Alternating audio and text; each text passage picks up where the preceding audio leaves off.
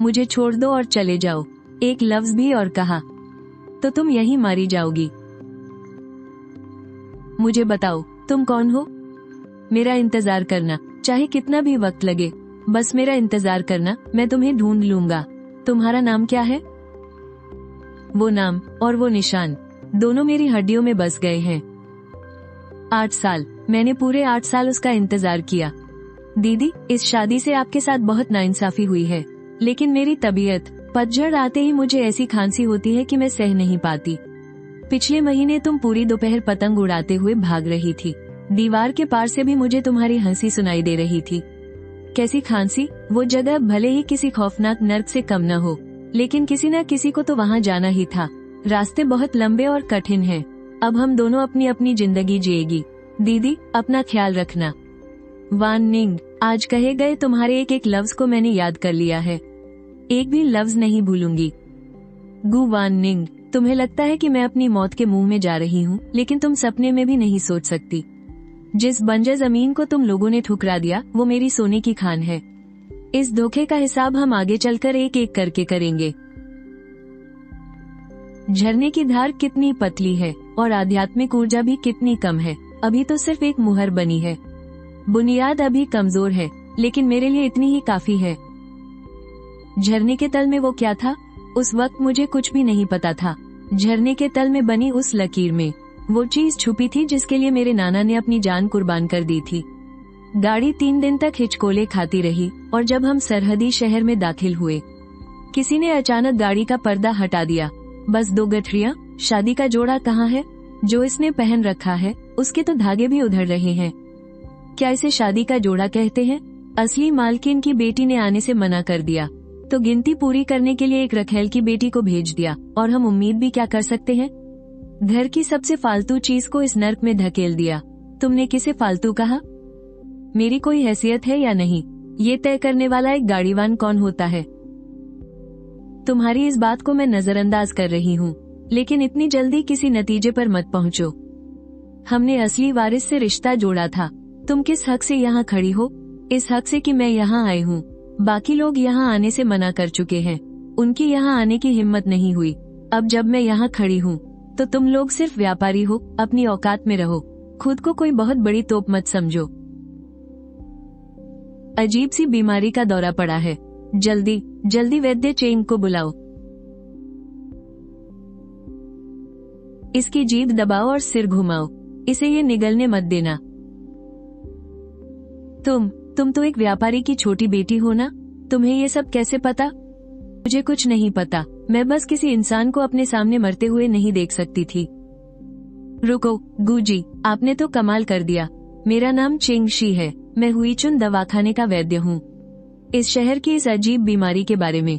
वैद्य Cheng, आप कब से छानबीन कर रहे हैं? पिछले आधे साल से खोजबीन कर रहा हूँ, लेकिन कोई सुराग नहीं मिला। क्या आपने भी राजधानी में वैद्यक सीखी है? अरे नहीं, वो तो बस ऐन मौके पर मेरा दिमाग चल गया और कुछ नहीं। ये भी सही है। खैर, आप अभी आराम कीजिए। जड़ी बूटी के एक छोटे से पौधे ने उस अजीब बीमारी को रोक दिया। आखिर वो लड़की असल में है कौन? छोटी बच्ची, क्या तुम्हें आग के बीच से निकला वो हाथ अब भी याद है? मैंने तुम्हें इंतजार करने के लिए कहा था। तुमने 8 साल तक मेरा इंतजार किया। अब मेरी बारी है तुम्हें ढूंढने की। छोटे मालिक को फिर से दौरा पड़ गया। जल्दी वैद्य जी को बुलाओ। क्या हुआ? छोटे मालिक की पुरानी बीमारी फिर उभर आई है। उनका चेहरा बिल्कुल नीला पड़ गया है। मालकिन, इनकी नब्ज डूब रही है। हमने अपनी पूरी कोशिश की। तुम तीनों 20 साल से इलाज कर रहे हो और एक इंसान की जान तक नहीं बचा सकते। ये बीमारी पिछले साल भी एक बार हुई थी, तब तो किसी तरह काबू पा लिया था। इस बार जल्दी जाओ, वैद्य चेंग को बुलाकर लाओ।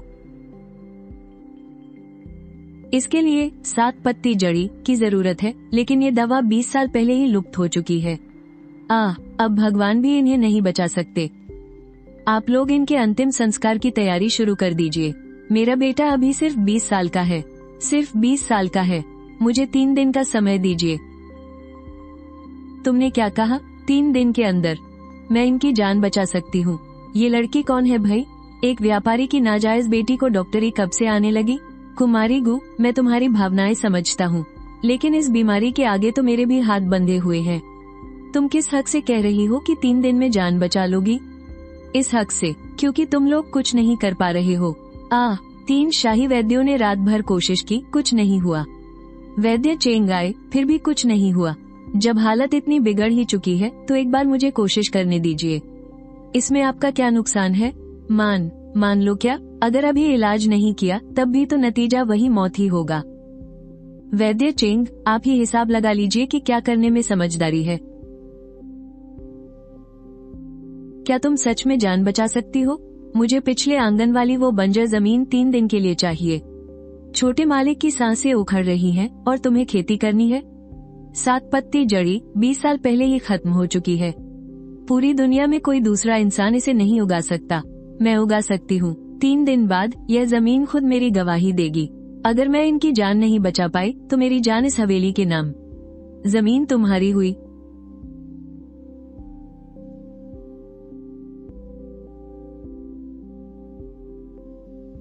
तो सच में 7 पत्ती जड़ी यहाँ है। इसकी जड़ें बहुत कमजोर हैं। अगर उखाड़ कर कहीं और लगाया तो यह मर जाएगी। मुझे बीजों का इस्तेमाल करना होगा। सिर्फ 2 बीज लूंगी। मूल पौधे को मुसीबत के वक्त के लिए यहीं छोड़ देती हूँ। झरने की तलहटी में। इतना काफी है। 3 दिन। मैं इस बंजर जमीन को बोलने पर मजबूर कर दूंगी। छोटे मालिक मरने वाले हैं और यह यहाँ खेती कर रही है। इसका दिमाग तो खराब नहीं हो गया? 3 दिन में तो कुछ भी नहीं उगता। देखते हैं यह अपना तमाशा कैसे खत्म करती है।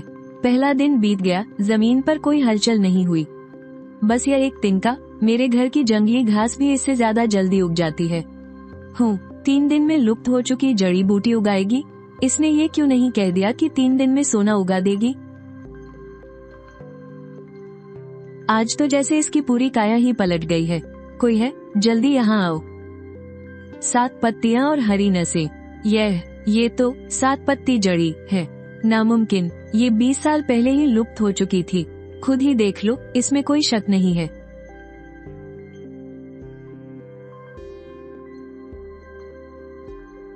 माताजी, जिस दिन मैंने इस हवेली की चौखट पर कदम रखा था, किसी ने कहा था कि मैं एक लावारिस और मनहूस लड़की हूँ। किसी ने कहा मेरी कोई औकात नहीं है। मैंने सिर झुकाकर आपको माताजी कहा था। इसलिए नहीं कि मैं कमजोर थी, बल्कि इसलिए क्योंकि मेरे संस्कारों ने मुझे यही सिखाया था। लेकिन इस कमरे में मौजूद सारे वैद्यों ने, 3 सरकारी वैद्य और एक मशहूर वैद्य चेंग, सबने कह दिया था कि बचने की कोई उम्मीद नहीं, अंतिम संस्कार की तैयारी कर लो। मैंने उस बंजर जमीन पर यह जड़ी बूटी उगाई है जिसे तुम लोग देखना तक पसंद नहीं करते थे। मैंने उस इंसान की जान बचाई है जिसे सबने मरने के लिए छोड़ दिया था। आज के बाद इस शहर में किसकी जान कीमती है और किसकी जान बचानी चाहिए, ये किसी की हैसियत से तय नहीं होगा। यह मेरी जड़ी बूटियां तय करेगी। शुक्रिया। वो पीठ, उसके खड़े होने का वो अंदाज 8 साल पहले गली के नुक्कड़ से गायब हुए उस इंसान से बिल्कुल मिलता है। मेरे पति लू परिवार के तीसरे छोटे मालिक हैं। जब से मैं इस घर में आई हूँ वो बिस्तर से नहीं उठे। मैंने उनकी जान बचाई है और उन्होंने मुझसे एक शब्द तक नहीं कहा। मालिक, इस औरत का क्या करना है? कोई जल्दी नहीं। जो इंसान ऐसी जड़ी बूटियां उगा सकता है वो आगे आने वाली मुसीबतों का सामना कर पाएगा या नहीं, ये देखना बाकी है। पहले देखते हैं कि उसमें और कितना हुनर है। सेनापति जी, उस नई छोटी मालकिन ने सच में 7 पत्तियों वाली वो जड़ी बूटी उगा ली है। क्या तुमने अपनी आंखों से देखा है? लेकिन वो जड़ी बूटी तो 20 साल पहले लुप्त हो चुकी थी, फिर उसने कैसे? तुम्हें यह नहीं पूछना चाहिए कि उसने इसे कैसे उगाया, बल्कि तुम्हें ये सोचना चाहिए कि यह अजीब बीमारी पिछले आधे साल से तबाही मचा रही है। पूरे शहर का कोई भी वैद्य इसका इलाज नहीं ढूंढ पाया। गू परिवार ने जिस औरत को एक बेकार मोहरा समझकर यहाँ थोप दिया था, उसने पहले ही दिन ये कहने की हिम्मत कैसे की कि मुझे 3 दिन का वक्त दो, जब तक कि उसे पहले से ही ना पता हो कि इस बीमारी का इलाज किस जड़ी बूटी से होगा। दवा तैयार करने वाले इन हाथों का अंदाज बिल्कुल उसके जैसा है। सेनापति जी, क्या आप उसे जानते हैं? आदेश दो, पिछवाड़े के उस जड़ी बूटी वाले खेत के आसपास पहरा 2 गुना कर दिया जाए। पर ऐसा क्यों? क्योंकि उसकी वो जमीन इस शहर की दीवारों से भी ज्यादा अहम है। पूरे शहर की जड़ी बूटियों में एक ही रात में फफूंद लग गई। और तो और बारिश भी नहीं हुई थी। ऐसा कैसे हो सकता है? सरहदी शहर में नमी बहुत ज्यादा होती है, जड़ी बूटियां टिक नहीं पाती। लेकिन वो अजीब बीमारी अभी भी फैल रही है। सारी दवाइयां खराब हो गई। अब लोगों की जान कैसे बचाएंगे? वैद्य जी, अगर अब दवा नहीं मिली तो मेरे पिताजी नहीं बचेंगे। इन्हें 3 दिन पहले तोड़ा गया था। 3 दिन हो गए, फिर भी ये ऐसी लग रही हैं जैसे अभी जमीन से निकाली गई हो। दूसरों की जड़ी बूटियां टिक नहीं पाती, पर मेरी टिकती हैं। जब पूरे शहर में दवाइयों का अकाल पड़ा हो, तब मेरे पास इनकी कोई कमी नहीं होती। हाँ, ऐसे बुद्ध बनकर क्या खड़े हो? वहाँ लोग अपनी जान बचने का इंतजार कर रहे हैं। जान बचाने वाली जड़ी बूटियों की यह एक टोकरी मेरे 100 शब्दों से ज्यादा असरदार है। और उसी दिन से जब पूरे शहर में जड़ी बूटियां खत्म हो जाती हैं, तब उनका सिर्फ एक ही ठिकाना होता है। क्या हुईचुन दवाखाने के वैद्य चेंग इस अजीब बीमारी का इलाज कर सकते हैं? नहीं कर सकते। इस पूरे शहर का कोई भी वैद्य इसका इलाज नहीं कर सकता। इलाज नहीं कर सकते का क्या मतलब है? इन्हें नीचे उतारो और मेरे साथ चलो। क्या तुम अब भी इन्हें उठा सकते हो?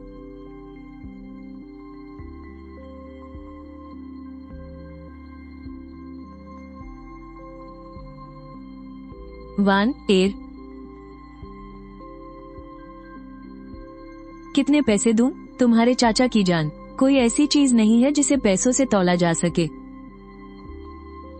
भी मेरी अक्ल मारी गई थी। मेरे जैसे मुसाफिरों को पैसे से एहसान चुकाने की आदत होती है। मैंने इतने सालों तक दुनिया भर की खाक छानी है, मैं कभी किसी का एहसान नहीं रखता। पहली बार किसी खेत जोतने वाले के सामने मुझे झुकना पड़ रहा है। मेरा नाम सुवान है। ये जान अब तुम्हारी है, गु झाओनिंग। जब भी कोई काम हो बस हुक्म देना। तो ठीक है। शहर में कुछ लोग नहीं चाहते कि मैं चैन से जड़ी बूटियां उगाऊं। किसी ने मेरे खेत पर नजर रखी है। बाढ़ को भी एक बार तोड़ चुके हैं। तुम बस मेरे इस खेत की रखवाली करना। तुम्हारे खेत पर नजर रखने की इतनी हिम्मत? ठीक है, आज रात मैं पहरा दूंगा। वो नजर रखने वाला अगर अगली बार आया ना, तो मैं उसे जिंदा वापस नहीं जाने दूंगा। यहाँ कोई आया था। 2 लोग थे। कदमों की आवाज भारी है। कोई मजदूरी करने वाले लगते हैं। गुंडे? ये सब किसने किया? ये जिसने बाढ़ तोड़ी थी, उसी ने आकर इसे वापस ठीक किया है। सिर्फ यही नहीं, परसों जो गुंडे यहाँ तमाशा करने आए थे, अगले ही दिन वो सब गायब हो गए। कल जब पानी की नाली जाम हुई थी, तो आज सुबह वो अपने आप साफ हो गई। जब भी मैं पता लगाने की कोशिश करता हूँ, मुझे कोई सुराग नहीं मिलता। पैरों के निशान भी एकदम साफ कर दिए गए हैं। ये इंसान नहीं चाहता कि तुम्हें इसकी पहचान पता चले। ये काम में बहुत तेज और सफाई वाला है। ये कोई आम इंसान नहीं है। आखिर ये है कौन? जो भी हो, कम से कम वो तुम्हें नुकसान पहुंचाने तो नहीं आया है। कोई छुपकर तुम्हारी हिफाजत कर रहा है और तुम्हें फिर भी शिकायत है। गु झाओनिंग चिएचिंग जड़ी बूटी तो 20 साल पहले ही खत्म हो चुकी थी। तुम्हें इसके बीज कहाँ से मिले? मेरे नाना जी की विरासत है। तुम्हारे नाना जी कौन थे? क्या उनका नाम किसी वैद्य की किताब में दर्ज है? वैद्य जो? क्या कल रात तुम्हारी दुकान की कुछ और जड़ी बूटियां खराब हो गई? अब तुम्हारे पास 2 रास्ते हैं। पहला, यहाँ खड़े होकर मेरे बीजों के बारे में पूछताछ करते रहो, और जब तक तुम पूछताछ खत्म करोगे तब तक शहर के दक्षिण में दवा का इंतजार कर रहे वो मरीज शायद जिंदा न बचे। दूसरा, मेरी दवा लो और जाकर लोगों की जान बचाओ। बीजों की बात हम बाद में भी कर सकते हैं। बोलो, क्या चुनते हो? तुमने उसे ऐसे ही दवा ले जाने दी? उसकी बातों से साफ लग रहा था कि वो तुम्हें निशाना बना रहा है। दवा ले जाकर उसने मुझ पर एक एहसान चढ़ा लिया है। अगली बार मुझ पर सवाल उठाने से पहले उसे सोचना पड़ेगा कि ये दवा उसे किसने दी थी। तुम मेरी सोच से कहीं ज्यादा शातिर हो। इसे शातिर होना नहीं कहते, इसे कहते हैं बातों से पहले नतीजों को बोलने देना। गु झाओनिंग की दवा असरदार तो है, लेकिन जो चीज 20 सालों से लुप्त हो चुकी थी वो रातों रात कैसे सामने आ सकती है? अगर ये बात राजधानी तक पहुंच गई तो ऊपर वाले अफसर क्या सोचेंगे? मेरा ये मतलब नहीं है कि उसमें कोई खोट है, बस अगर कल को कोई जांच बैठ गई तो उसकी दवा इस्तेमाल करने वाले हर इंसान को कटघरे में खड़ा होना पड़ेगा। भलाई इसी में है कि हम थोड़ी सावधानी बरतें और आंखें खुली रखें। वैद्य चेंग, आप यहाँ किसकी दवा की बात कर रहे हैं? दवा इस्तेमाल करने पर सजा मिलेगी? ये मोहतरमा कौन है? मैं तो बस यूं ही कह रहा था। यूं ही? मेरे चाचा की जान, गु झाओनिंग की दवा ने ही यमराज के मुंह से छीनी है, और तुम कह रहे हो कि उनकी दवा इस्तेमाल करने वालों को कटघरे में खड़ा होना पड़ेगा? तो फिर जाओ न राजधानी और कर दो शिकायत। मैं भी तुम्हारे साथ चलता हूँ। देखते हैं कि ऊपर वाले अफसर जान बचाने वाली दवा पर भरोसा करते हैं या तुम्हारी इस बकवास पर। तुम्हारा मिजाज तो बहुत ही तेज है। मैं चलता हूँ। उस चेंग ने बीच बाजार में हमें नीचा दिखाने की कोशिश की और मैंने भी उसे वही मुंहतोड़ जवाब दे दिया। तुमने उसे ऐसे क्यों डराया? वो हमारे सिर पर चढ़ने की कोशिश कर रहा था। वो यही तो चाहता था कि कोई उस पर भड़के। तुम्हारा इस तरह गुस्सा करना दिखाता है कि तुम अंदर से डरी हुई हो और बस बचाव कर रही हो। वो वैद्य जुओं को डरा सकता है, लेकिन शहर के दक्षिणी हिस्से के उन दर्जनों लोगों को नहीं जो जान बचाने वाली दवा का इंतजार कर रहे हैं। किसकी दवा असरदार है, ये बात आम लोग किसी भी और से बेहतर जानते हैं। मुंह से निकली बातें हवा के एक झोंके के साथ उड़ जाती हैं। मैंने उनकी जान बचाई है और यह सच्चाई कोई हवा नहीं उड़ा सकती। वो चेंग नाम का आदमी, मैं जितना सोच रही हूँ मुझे कुछ ठीक नहीं लग रहा। उसकी आज की बातें कोई अचानक लिया गया फैसला नहीं थी। वो कोई जाल बिछा रहा है, सबसे पहले तुम्हारा रास्ता रोकने के लिए। लेकिन वो तुम्हारा रास्ता क्यों रोकना चाहता है? तुम्हें इस सीमा वाले शहर में आए हुए अभी कुछ ही दिन तो हुए हैं। तुमने उसका क्या बिगाड़ा है? इस शहर में यह अजीब बीमारी पिछले 6 महीने से ज्यादा समय से फैली हुई है और चेंगशी पिछले 6 महीने से इसका इलाज कर रहा है। अगर वो सच में इसका इलाज करना चाहता तो क्या 6 महीने का समय काफी नहीं था? एक वैद्य जो 7 साल से इलाज कर रहा हो, उसे एक अजीब बीमारी का कोई सुराग तक न मिले। क्या तुम इस बात पर यकीन करोगी? वो इस सीमा वाले शहर में 7 साल पहले आया था और मेरे पिता के साथ वो हादसा 3 साल पहले हुआ था। और यह अजीब बीमारी पिछले 6 महीने से ज्यादा समय से फैली हुई है।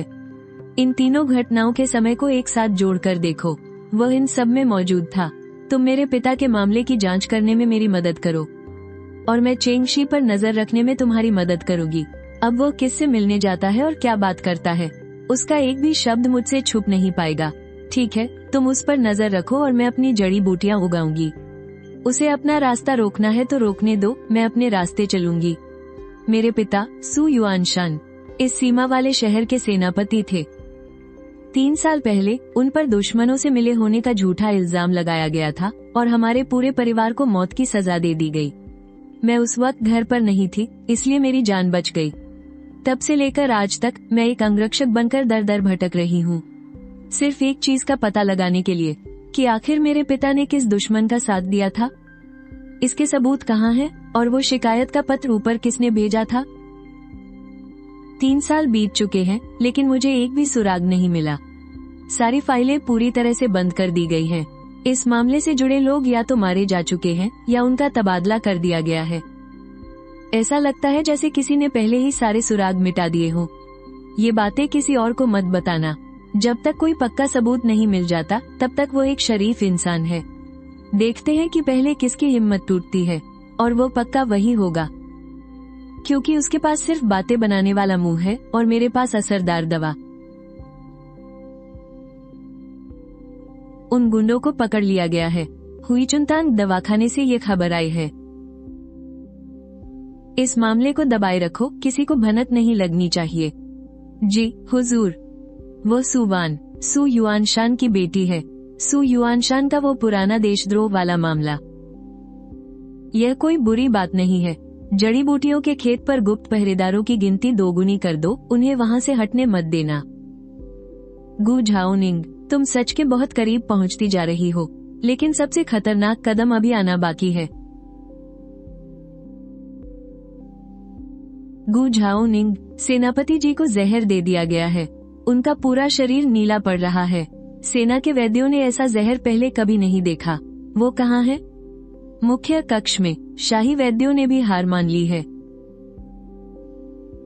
छोटी मालकिन, इस जहर का कुछ पता नहीं चल पा रहा है। इनकी नब्ज पूरी तरह से बिगड़ चुकी है। शांत रहो, कुछ मत कहो। इस जहर की जड़ चिएछिंग जड़ी बूटी है, लेकिन चिएछिंग तो जान बचाने वाली दवा है ना? फिर यह जहर कैसे बन गई? इसके साथ उगने वाली एक और बूटी होती है जिसे छिंगसीमान कहते हैं। वो अकेले तो जहरीली नहीं होती, लेकिन अगर उसे चिए छिंग के साथ मिला दिया जाए तो वो एक खतरनाक जहर बन जाती है। चिए छिंग की तरह ही वो बूटी भी 20 साल पहले खत्म हो चुकी थी। जिस इंसान ने ये जहर हासिल किया है उसे जड़ी बूटियों का बहुत गहरा ज्ञान होगा। यह कोई हादसा नहीं है, किसी ने जानबूझकर यह जहर दिया है। जहर उतारने के लिए हमें 7 पत्ती बूटी ही चाहिए, लेकिन इसे बनाने का तरीका बिल्कुल अलग है। जब तक एक अगरबत्ती जलकर खत्म न हो जाए इसे बिल्कुल मत हिलाना और कुछ भी खाने पीने को मत देना। जी 7 पत्ती बूटी 20 साल पहले लुप्त हो गई थी और हरी रेशमी बेल भी 20 साल पहले ही खत्म हो चुकी है। तो फिर ये चीज अचानक कहाँ से आ गई? तुमने बिल्कुल सही सवाल पूछा है। जो इंसान हरी रेशमी बेल ला सके और उसके असर को समझता हो, इस पूरे शहर में ऐसे गिने चुने लोग ही हैं। चेंग शी, बिना सबूत के कुछ मत कहो, अभी जान बचाना ज्यादा जरूरी है।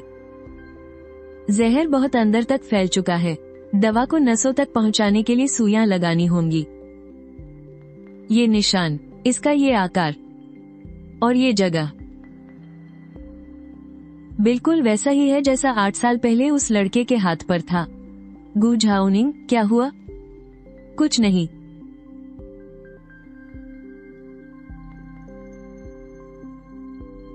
आप, सेनापति लू, आपको जहर दिया गया था। मैंने अभी अभी आपकी जान बचाई है।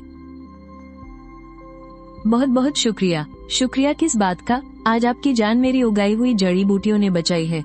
आगे से अगर कोई भी कहे कि मैं अपनी हैसियत से ऊपर देख रही हूँ तो सेनापति लू, आप उन्हें याद दिलाइएगा कि किसने किसकी जान बचाई थी। गु झाओनिंग, सुइयां लगाते वक्त तुमने देख लिया था ना, तुम्हारे हाथ कांप रहे थे, लेकिन तुमने मुझे पहचानने से इनकार कर दिया। तुम्हारी हिम्मत नहीं हुई। कोई बात नहीं, अभी सही वक्त नहीं आया है। जिस दिन मैं उस आग लगाने वाले को अपने हाथों से घसीटकर बाहर लाऊंगी, उस दिन मैं खुद तुम्हारे सामने आकर खड़ी होऊंगी। शहर के पूरब में जड़ी बूटियों का एक बूढ़ा व्यापारी है। वो 15 दिनों से बीमार है। उसकी हालत बार बार बिगड़ रही है। मैंने कई बार उसे देखा, पर मुझे कुछ समझ नहीं आ रहा। मैं चाहता हूँ कि आप भी मेरे साथ चलकर उसे देखें। 1 से भले 2, यही ज्यादा सही रहेगा। वैद्य चेंग, आपको इलाज करते हुए 7 साल हो गए हैं। ऐसी कौन सी बीमारी है जो आपने नहीं देखी? आपको मेरी क्या जरूरत पड़ गई? 7 पत्ती बूटी के कमाल के बाद अब पूरा शहर जानता है कि आपका हुनर कितना लाजवाब है। एक माहिर से मदद मांगना मरीज के भले के लिए ही है। चलिए चलते हैं। क्या तुम उस पर भरोसा करती हो?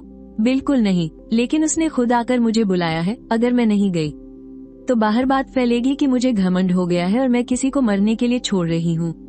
तुम यहीं रहकर जड़ी बूटियों के खेत की रखवाली करो। इस नुस्खे पर मैंने कई दिनों तक सोच विचार किया है। आप ही बताइए, ये कैसा है? पहली 4 जड़ी बूटियों से मुझे कोई ऐतराज नहीं है, लेकिन आखिरी वाली जड़ी बूटी 3 माशा होनी चाहिए। वैद्य चेंग, क्या आप सच बोल रहे हैं? क्यों, कोई दिक्कत है क्या? इस कमजोर मरीज के लिए 3 माशा दवा का इस्तेमाल करना, ये कोई इलाज नहीं है। ये तो उसे मौत के मुंह में धकेलना है।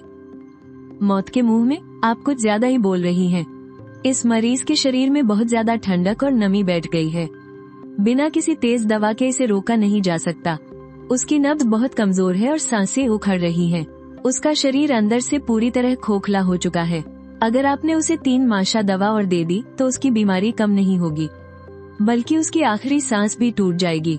इस दवा को हद से ज्यादा नहीं दिया जा सकता। वैद्य चेंग, आपको 7 साल का तजुर्बा है। ऐसा हो ही नहीं सकता कि आप ये बात न जानते हो। आप बिल्कुल सही कह रही हैं। ये मेरी ही लापरवाही है। आजकल मरीजों की भीड़ इतनी है कि मुझसे चूक हो गई। चूक हो गई? तुम्हारे इस नुस्खे की पहली 4 दवाइयाँ बिल्कुल सटीक लिखी हैं, जिनकी मात्रा में रत्ती भर भी गलती नहीं है, और आखिरी दवा की मात्रा ठीक 3 गुना कर दी गई है। यह कोई गलती नहीं लगती। ऐसा लगता है जैसे जानबूझकर किया गया हो। गुजी, आप गलत समझ रही हैं। लेकिन आपने मौके पर ही इसे पकड़ लिया। इससे पता चलता है कि आपका वैद्य ज्ञान मुझसे कहीं बढ़कर है। इस मरीज का नुस्खा अब आप ही लिख दीजिए। बात बिगड़ने से बच गई। सब अपने दिल में सच्चाई जानते हैं। तो ठीक है, मैं ही लिख देती हूँ।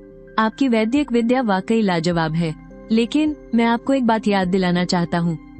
इस सीमावर्ती शहर में जो लोग इलाज करना जानते हैं उनका बहुत सम्मान होता है, लेकिन जो लोग इलाज करने में कुछ ज्यादा ही माहिर होते हैं वे अक्सर दूसरों की नींद उड़ा देते हैं। वैद्य चेंग, आप मुझे सलाह दे रहे हैं या चेतावनी? सिर्फ सलाह, एक अच्छी सलाह। तो फिर मैं भी वैद्य चेंग को एक बात याद दिला दूं। अगली बार नुस्खा जरा ध्यान से लिखिएगा। अगर दोबारा ऐसी चूक हुई तो शायद हर कोई मेरी तरह इस पर्ची को चुपचाप मेज पर छोड़कर जाने वाला नहीं होगा। उसने मेरी काबिलियत आजमाई और मैंने भी उसकी असलियत भांप ली। इस शहर में सबसे ज्यादा उसी हंसते हुए चेहरे से बचकर रहना होगा। तुम्हें इस घर में आया भी कुछ ही दिन हुए हैं और तुम पूरे शहर में यूं ही घूमती फिर रही हो। मैंने कहा था न कि बिना बुलाए कहीं बाहर नहीं जाना है। वो एक मरीज था, मुझे वैद्य चेंग ने बुलाया था। मरीजों का इलाज करना तुम्हारा काम नहीं है। बस बहुत हुआ, मेरी जान इन्होंने ही बचाई है। इस शहर की बीमारी भी इन्हीं की दवा से ठीक हो रही है। जो कोई भी इनका अपमान करेगा वो मेरा अपमान होगा। तुम्हारी तबीयत अभी पूरी तरह ठीक नहीं है, बाहर ठंडी हवा में ज्यादा मत खड़े रहो।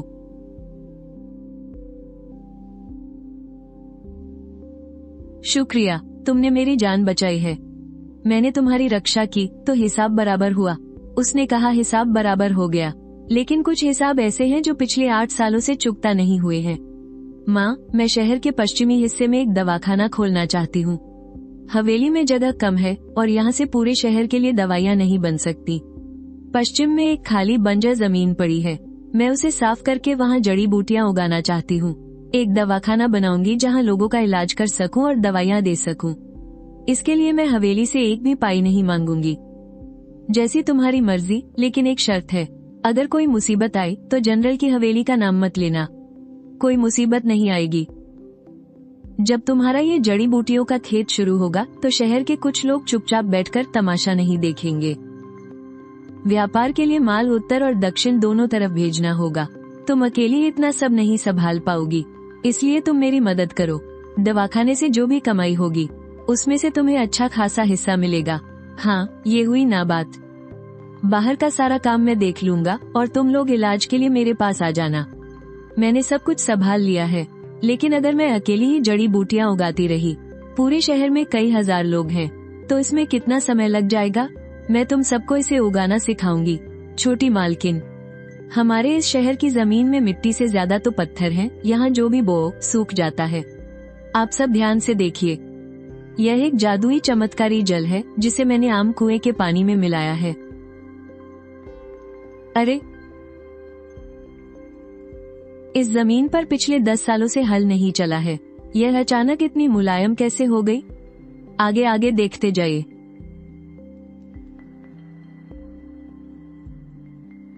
रुको, तुम्हारे इस पानी में कुछ तो गड़बड़ है।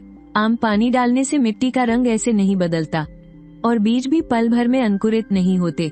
अगर यह कोई काला जादू नहीं है तो फिर क्या है? बात में तो दम लग रहा है। अगर वाकई में ये कोई काला जादू हुआ तो क्या ऐसे उगाई गई चीजें खाने लायक होंगी? हा हा हा, तुम लोग इसके इस अजीब पानी से खेत सींचने की हिम्मत कर रहे हो। अगर इसे खाकर कोई बीमारी हो गई तो? सेठ जाओ, तुम कहते हो कि मेरा ये पानी कोई काला जादू है। ठीक है, जमीन तुम ही चुन लो। तुम अपने कुएं के पानी से सींचना और मैं अपने पानी से। एक ही तरह के बीज और दोनों एक ही समय पर बोए जाएंगे। 7 दिन बाद देखते हैं कि किसके खेत में अंकुर फूटते हैं और किसके नहीं। सब लोग खुद अपनी आंखों से देख लेंगे। क्या तुम्हें डर लग रहा है? कौन डरता है? तुम्हारे बगल वाली उस हरी जमीन पर मैं खुद आजमाऊंगा। सेठ जाओ, अगर तुम हार गए तो पूरे शहर के सामने तुम्हें अपने ये काले जादू वाले शब्द वापस लेने होंगे। बोलो, है हिम्मत? हाँ, है हिम्मत।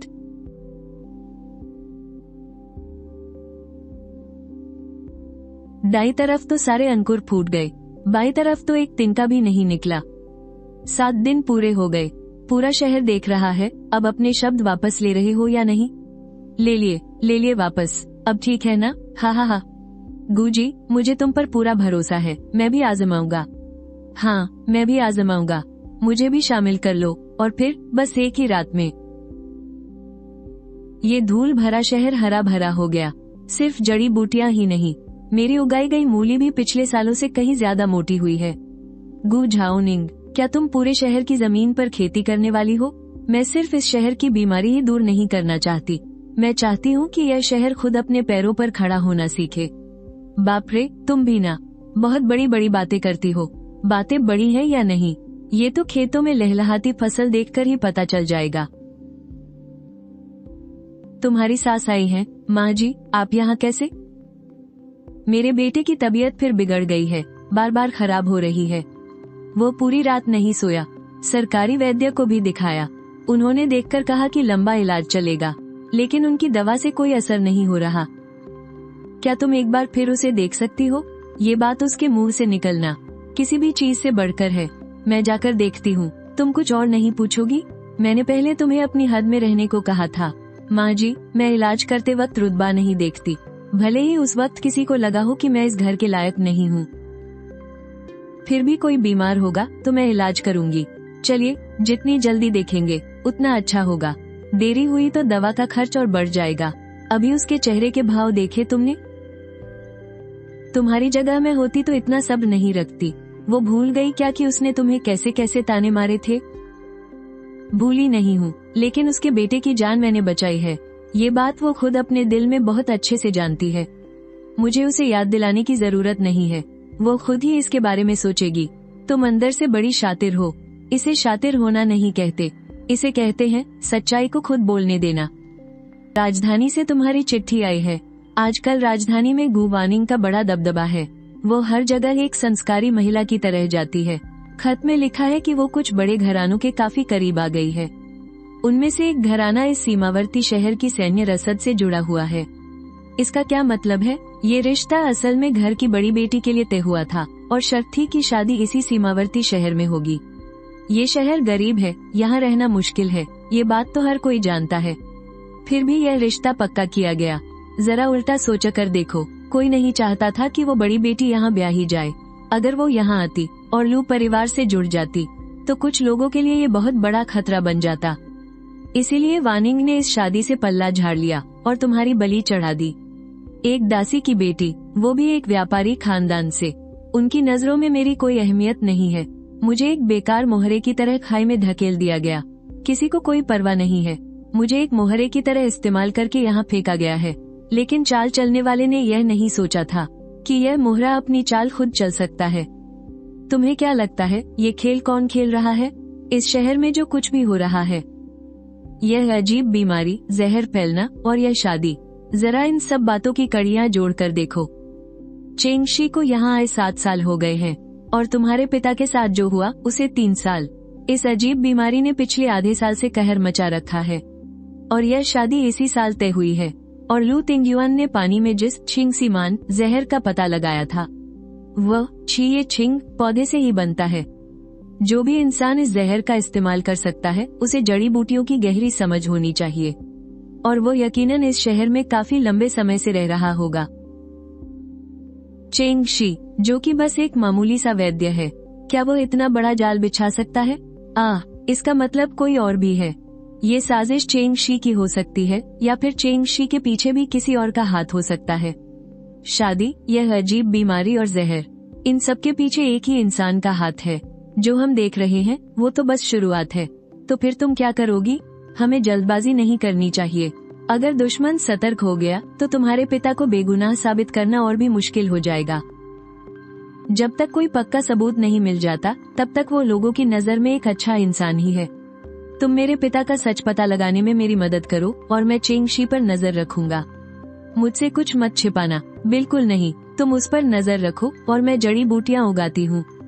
तो आगे तुम्हारा क्या इरादा है? जड़ी बूटियां उगाना जारी रखोगी? हाँ, लोगों की जान बचाती रहूंगी और सच का पता लगाती रहूंगी। उन्हें लगता है कि एक मोहरे को आगे कर देने से खेल खत्म हो जाएगा।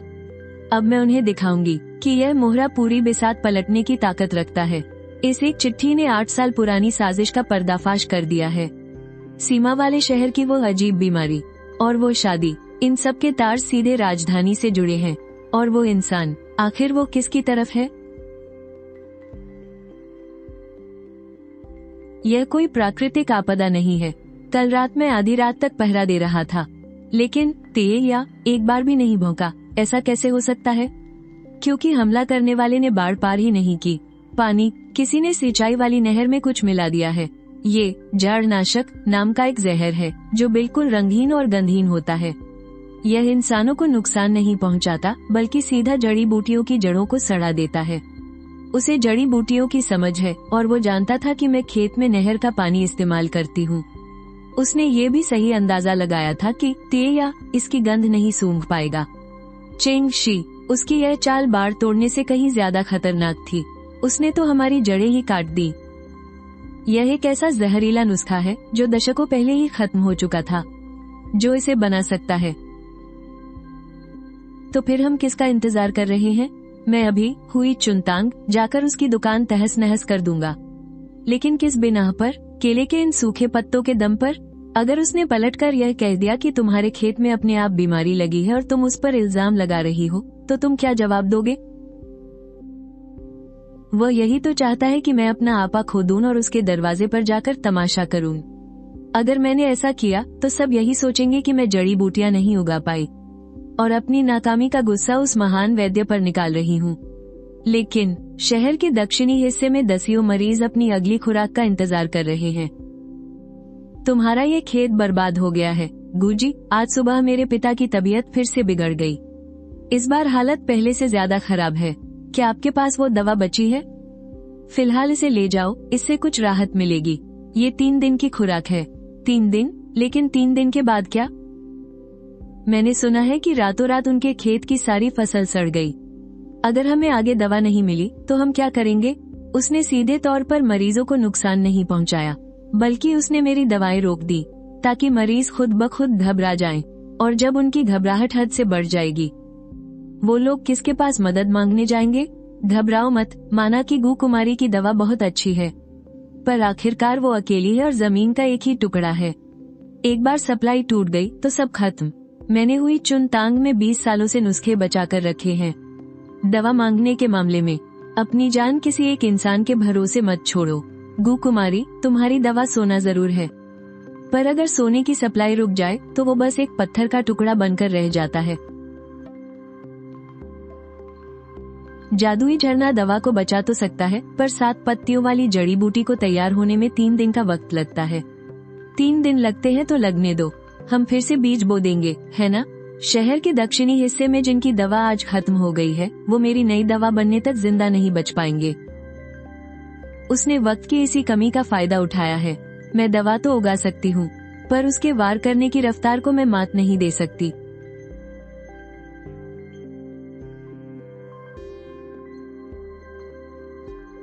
गू कुमारी, मेरी आपसे विनती है।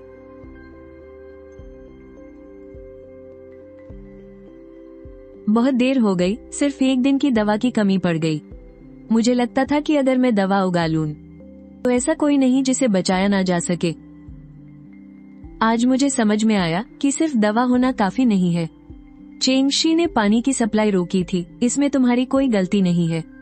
दवा तो जमीन में होती है और लोग अपनी जान बचने की उम्मीद लगाए बैठे होते हैं। इसके बीच लगने वाला वक्त बहुत भारी पड़ जाता है।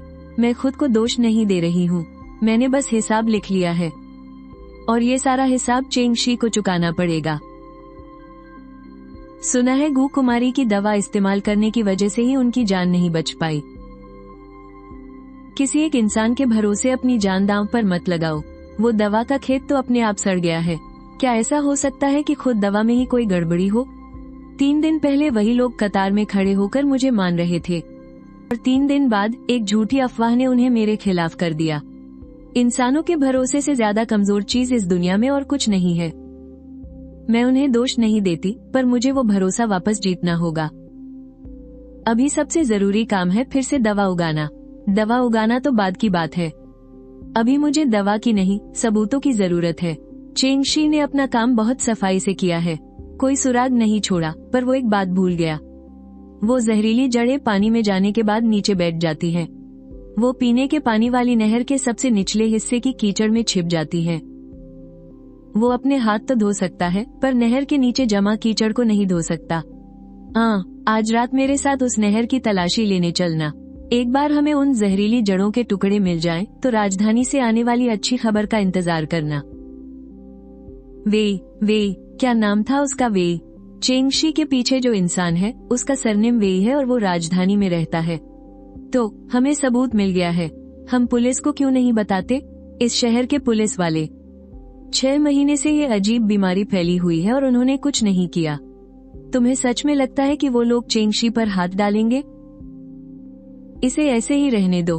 मैं इसी सुराग के सहारे आगे बढ़ना चाहती हूँ और राजधानी में बैठे उस असली मुजरिम को भी बाहर खींचना चाहती हूँ, साथ ही उस इंसान को भी। वो आखिर किसकी तरफ है? उसने मेरा एक खेत जलाकर राख कर दिया, मैंने फिर से फसल उगा ली। इसमें मेरी कोई खास काबिलियत नहीं है। दवा तैयार है तो जल्दी से शहर के दक्षिणी हिस्से में रहने वालों को दे आओ ना। ऐसे बुद्ध बनकर क्या देख रहे हो? दवा देकर जान बचाना तो हमारा फर्ज है, पर सिर्फ जान बचाने से हम उनका खोया हुआ भरोसा वापस नहीं जीत पाएंगे। तो फिर तुम क्या करना चाहती हो? मैं चाहती हूँ कि पूरा शहर अपनी आंखों से देखे कि दवा की सप्लाई असल में रुकी कैसे थी, और फिर वो कौन था जिसने आखिरकार उनकी जान बचाई। वो जड़ी बूटी वाली लड़की क्या करना चाहती है? अभी कुछ दिन पहले ही तो वहाँ बवाल हुआ था ना। अब उसकी दवाओं पर कौन भरोसा करेगा? इन पिछले कुछ दिनों में शहर के किसी इंसान ने तुम लोगों से कहा होगा ना कि अपनी जान किसी एक इंसान के भरोसे मत छोड़ो। ये बात बिल्कुल सही है, इंसानी जान किसी एक के भरोसे नहीं छोड़नी चाहिए। लेकिन क्या तुम लोगों ने कभी सोचा है कि मेरे जड़ी बूटियों के खेत रातों रात कैसे जल गए? किसी ने पानी की नहर में जड़ काटने वाला जहर मिला दिया था। ये सिर्फ जड़ी बूटियों की जड़ें सड़ाता है, इंसानों को कोई नुकसान नहीं पहुंचाता। इसीलिए तुम में से किसी को भनक तक नहीं लगी। ये सब तो सड़ गया। दवा रुकने का मतलब तो मौत है। शहर के दक्षिण में रहने वाले उन बुजुर्ग की जान मेरी दवा से नहीं गई, बल्कि उनकी जान उस दिन गई जिस दिन किसी ने जानबूझकर उनकी दवा रोक दी थी।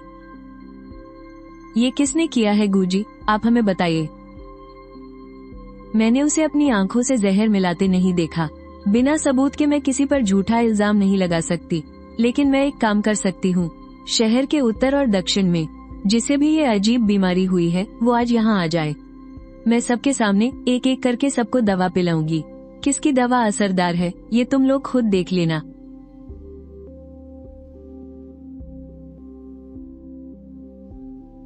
मैंने किसी को बुरा भला नहीं कहा। मेरी दवा ने मेरा सच साबित कर दिया। हम ही बेवकूफ थे जो अफवाहों में आ गए और बेमतलब ही वैद्य जी को शक की नजर से देखा।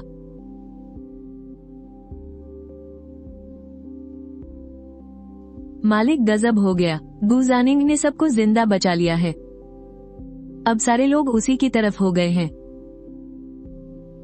उसने किसी का नाम नहीं लिया। वो बोली कि उसके पास कोई सबूत नहीं है, वो किसी पर झूठा इल्जाम नहीं लगाएगी। लेकिन वो जितना ऐसा कर रही है, लोग उस पर उतना ही ज्यादा भरोसा कर रहे हैं। नाम नहीं लिया। वो इंतजार कर रही है कि मैं अपना आपा खो दूं और खुद ही सामने आ जाऊं। शाही दूत आने वाला है और मंत्री वेई ने भी दबाव बना रखा है, और इस औरत ने तो पूरी बाजी ही पलट दी। अब और इंतजार नहीं कर सकते। आज रात ही इस औरत और इसके खेत दोनों को जलाकर राख कर दो। वो लोग पूरब से आ गए हैं। पूरब तो सिर्फ एक झांसा है, असली आग लगाने वाले पश्चिम में है। ये लोग हमें चकमा दे रहे हैं। तुम पूरब को संभालो, पश्चिम को मैं और टिया देख लेंगे। ये जमीन मेरी जान है। जो भी इसे जलाना चाहता है उसे मेरी लाश के ऊपर से गुजरना होगा। मुझे सम्राट का आदेश मिला है कि मैं सरहदी शहर में जहर देने के इस मामले की पूरी जांच करूं। आज मुजरिम रंगे हाथों पकड़े गए हैं। मैं शाही दूत लू टिंगयुआन। शाही दूत, ये तो शाही दूत है। जिस दिन से मैं इस शहर में आया हूँ, शहर की दीवार पर काले कपड़ों में खड़ा वो इंसान। बोलो, तुम्हें किसने भेजा है? इस खेत की दवाइयों ने शहर के हजारों लोगों की जान बचाई है। आज से अगर किसी ने इसे उंगली भी लगाई या इसकी जड़ी बूटियों को जलाने की कोशिश की तो वो सीधे शाही अदालत से दुश्मनी मोल लेगा। अगर अंजाम भुगतने की हिम्मत हो तभी आगे आना। ये तो पहले से ही शाही दूत था। इसका मतलब इतने दिनों से वो छुपकर। ये चीज एक सबूत है। राजधानी के वेई परिवार की निजी मोहर। तुम्हारे पास ये वेई नहर के पास मिला आधा वेई नाम और इन गुंडों के पास से मिली वेई परिवार की तांबे की मोहर। चेंगशी के पीछे जिसका भी हाथ है और शाही दूध जिसकी तलाश कर रहे हैं, वो एक ही इंसान है। तुमने ये बात सबसे छुपा कर रखी। शहर में आने के पहले दिन से ही तुम शाही दूध थे, मुझे छुपाना ही पड़ा। सेनापति होने का नाटक तो बस एक दिखावा था, वरना मैं सच का पता कभी नहीं लगा पाता। तो इन दिनों जड़ी बूटी वाले खेत के छिपे हुए पहरेदार, बाढ़, गुंडे और पानी की नहरें, तुमने सबके सामने बंजर जमीन को आबाद किया और मैंने अंधेरे में रहकर बस अपना फर्ज निभाया। तुमने मेरी मदद क्यों की? क्योंकि तुम्हारा वो जड़ी बूटी वाला खेत इस शहर की दीवार से भी ज्यादा जरूरी है। उसने बहुत जल्दी जवाब दिया, इतनी जल्दी जैसे वो कुछ छिपा रहा हो। तुम वेई परिवार की जांच करो और मैं चेंगशी की। हम दोनों एक ही कड़ी की जांच कर रहे हैं। क्या तुम साथ मिलकर काम करना चाहते हो? चेंगशी तो बस एक मोहरा है, उसे पकड़ना मेरे लिए बहुत आसान है। लेकिन अगर मैंने उसे पकड़ लिया तो राजधानी वाले बस नया मोहरा भेजकर फिर से वही खेल खेलेंगे। मुझे सिर्फ बीमारी के लक्षण नहीं मिटाने, मुझे चेंगशी के जरिए पूरे वेई परिवार को बाहर खींचना है।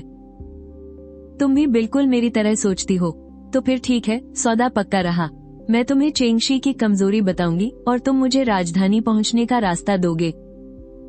पक्का। चेंगशी ने आज रात कोई चाल नहीं चली।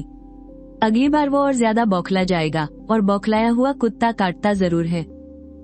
वो अपने दांत भी दिखाएगा। वो जितनी जल्दबाजी करेगा उसकी कमजोरी उतनी ही साफ दिखेगी। गू परिवार की बेटी को हराना वाकई इतना आसान नहीं है। तुमने क्या कहा? जिस पल उसने शाही दूत होने की अपनी पहचान बताई, मैं उसी पल समझ गया था कि बिस्तर पर लेटा हुआ वो इंसान अब दोबारा कभी नजर नहीं आएगा। सारे लोग पकड़े गए और तांबे का निशान भी मिल गया है। फिर तुम अभी भी इस मिट्टी को क्यों देख रही हो? तांबे का वो निशान साबित कर सकता है कि वे वेई परिवार के लोग हैं, लेकिन ये साबित नहीं कर सकता कि चेंगशी ने जहर दिया था। मुझे जो चाहिए वो ये है कि चेंगशी को इस मामले में पूरी तरह से फंसा दूं। छिंगसीमान की सूखी जड़ टूटने के बाद गोल गोल घूम जाती है। ये सिर्फ इसी की खासियत है, किसी भी किताब में इसका जिक्र नहीं है। छिंगसीमान, क्या ये वही जहर नहीं है जो लू तिंग युआन को दिया गया था? हाँ, दोनों एक ही स्रोत से हैं।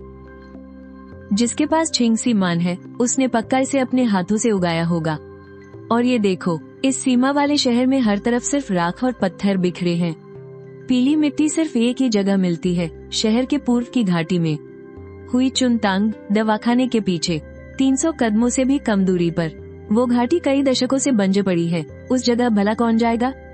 जहरीले पौधे उगाने वाला इंसान जो अपने ही पिछवाड़े में छिंगसीमान उगा रहा है, उसे पानी में मिला देता है और फिर एक चमत्कारी वैद्य बनकर लोगों की जान बचाने का नाटक करता है। एक तरफ जहर फैलाता है और दूसरी तरफ पैसे और नाम कमाता है। छिंगसीमान की एक खासियत है जो किसी को नहीं पता।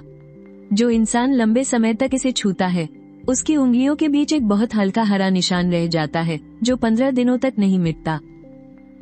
मैंने पहले दिन ही उसे देख लिया था। उस समय मुझे सिर्फ शक हुआ था। अब सूखी जड़, पीली मिट्टी और हरे निशान, तीनों कड़ियां आपस में जुड़ गई हैं। उसे पकड़ने के लिए इतना काफी है? काफी नहीं है, सबूत तो पूरे मिल गए हैं। काफी कैसे नहीं है? क्योंकि ये सारे सबूत सिर्फ मेरे कहे हुए शब्द हैं। मैं उस पर इल्जाम लगाऊंगी और वो मुझ पर। जिन्हें सच नहीं पता उन्हें यही लगेगा कि दो वैद्य एक दूसरे को नीचा दिखाने की कोशिश कर रहे हैं।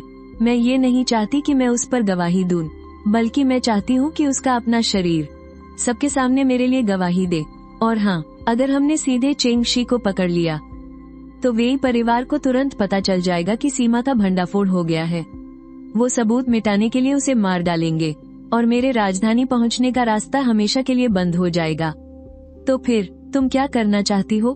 मैंने उसे जांच के लिए बुलाया है ताकि उसे लगे कि मुझे अभी भी कुछ नहीं पता।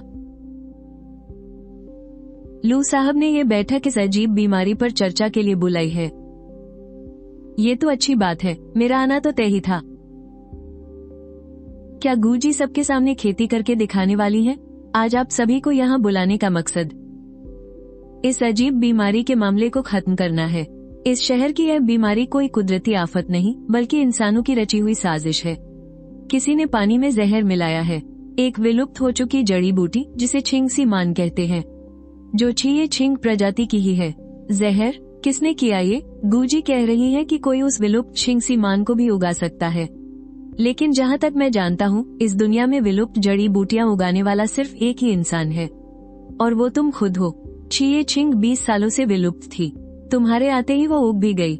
छिंगसी मान भी उसी प्रजाति की है, कौन कह सकता है कि तुम उसे नहीं उगा सकती? यह अजीब बीमारी पिछले 6 महीनों से तबाही मचा रही है, और तुम्हारे आते ही इसका इलाज भी मिल गया। क्या यह वाकई कोई इत्तेफाक है, या फिर तुम्हारा ही रचा हुआ कोई नाटक? सच में ये बहुत बड़ा इत्तेफाक है। वैद्य छंग कह रहे हैं कि यह मेरा नाटक है। ठीक है, तो मैं तुमसे पूछती हूँ, छिंगसी मान को अंकुरित होने से लेकर सूखने तक कितना समय लगता है? मैं जड़ी बूटियां नहीं उगाता, मुझे नहीं पता। पूरा 1 साल। मैंने इसे पूरे 1 साल तक उगाया है, रोजाना इसकी जड़ों और नसों को देखा है, इसलिए इस दुनिया में कोई भी इसे मुझसे बेहतर नहीं समझता। छिंगसी मान की जड़ टूटने पर घुमावदार हो जाती है। कल रात मेरे खेतों को जलाने वाले शाही दूत द्वारा रंगे हाथों पकड़े गए उन लोगों के जूतों से यही मिला है, और ये उसी गिरोह के जूतों में लगी पीली मिट्टी है। इस सरहदी शहर में पीली मिट्टी सिर्फ एक ही जगह पाई जाती है, शहर के पूरब की तराई में हुई छुनथोंग दवाखाने के ठीक 300 कदम पीछे। और छिंगसी मान की एक फितरत होती है, जो भी इसे लंबे समय तक छूता है उसकी उंगलियों के बीच नीले निशान रह जाते हैं, जो 15 दिनों तक नहीं मिटते। वैद्य छंग, अभी जब तुम अंदर आए और मुझे चाय दी, मैंने देख लिया था तुम्हारी उंगलियों के बीच के वो नीले निशान। सबके सामने अपने हाथ आगे बढ़ाओ।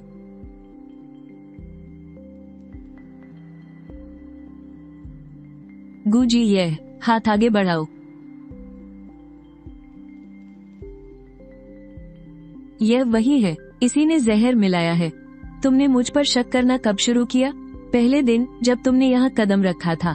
तुम्हारी मुस्कान कुछ ज्यादा ही सधी हुई थी। एक सच्चा और अच्छा इंसान हर जगह इतना भी मुकम्मल नहीं होता। प्रहरियों, इसे पकड़ लो। मुझे पकड़ लेने से क्या सब खत्म हो जाएगा? मैं तो महज एक मोहरा हूँ। असली बाजीगर राजधानी में बैठा है, तुम लोग उस तक कभी नहीं पहुँच पाओगे। वेई परिवार तुम्हारे पीछे जो है उसका उपनाम वेई है। वो राजधानी में बैठकर भी सरहद तक अपने हाथ फैला सकता है। क्या मैं सही कह रही हूँ? क्या तुम्हें कैसे पता चला? तुमने खुद ही तो अपने मुंह से बता दिया। इसे ले जाकर कैद कर लो, किसी को भी इससे मिलने की इजाजत नहीं है। गुजी, तुम ये बाजी जीत तो गई, लेकिन क्या तुम जानती हो कि तुम असल में कौन हो? मंत्री वेई को कभी तुम्हारे गु परिवार से कोई मतलब नहीं था। उन्हें तो तुम्हारे नाना के पास मौजूद उस चीज की तलाश थी। 8 साल पहले लगी उस आग का क्या? खुद अपनी हथेली के इस निशान से पूछो।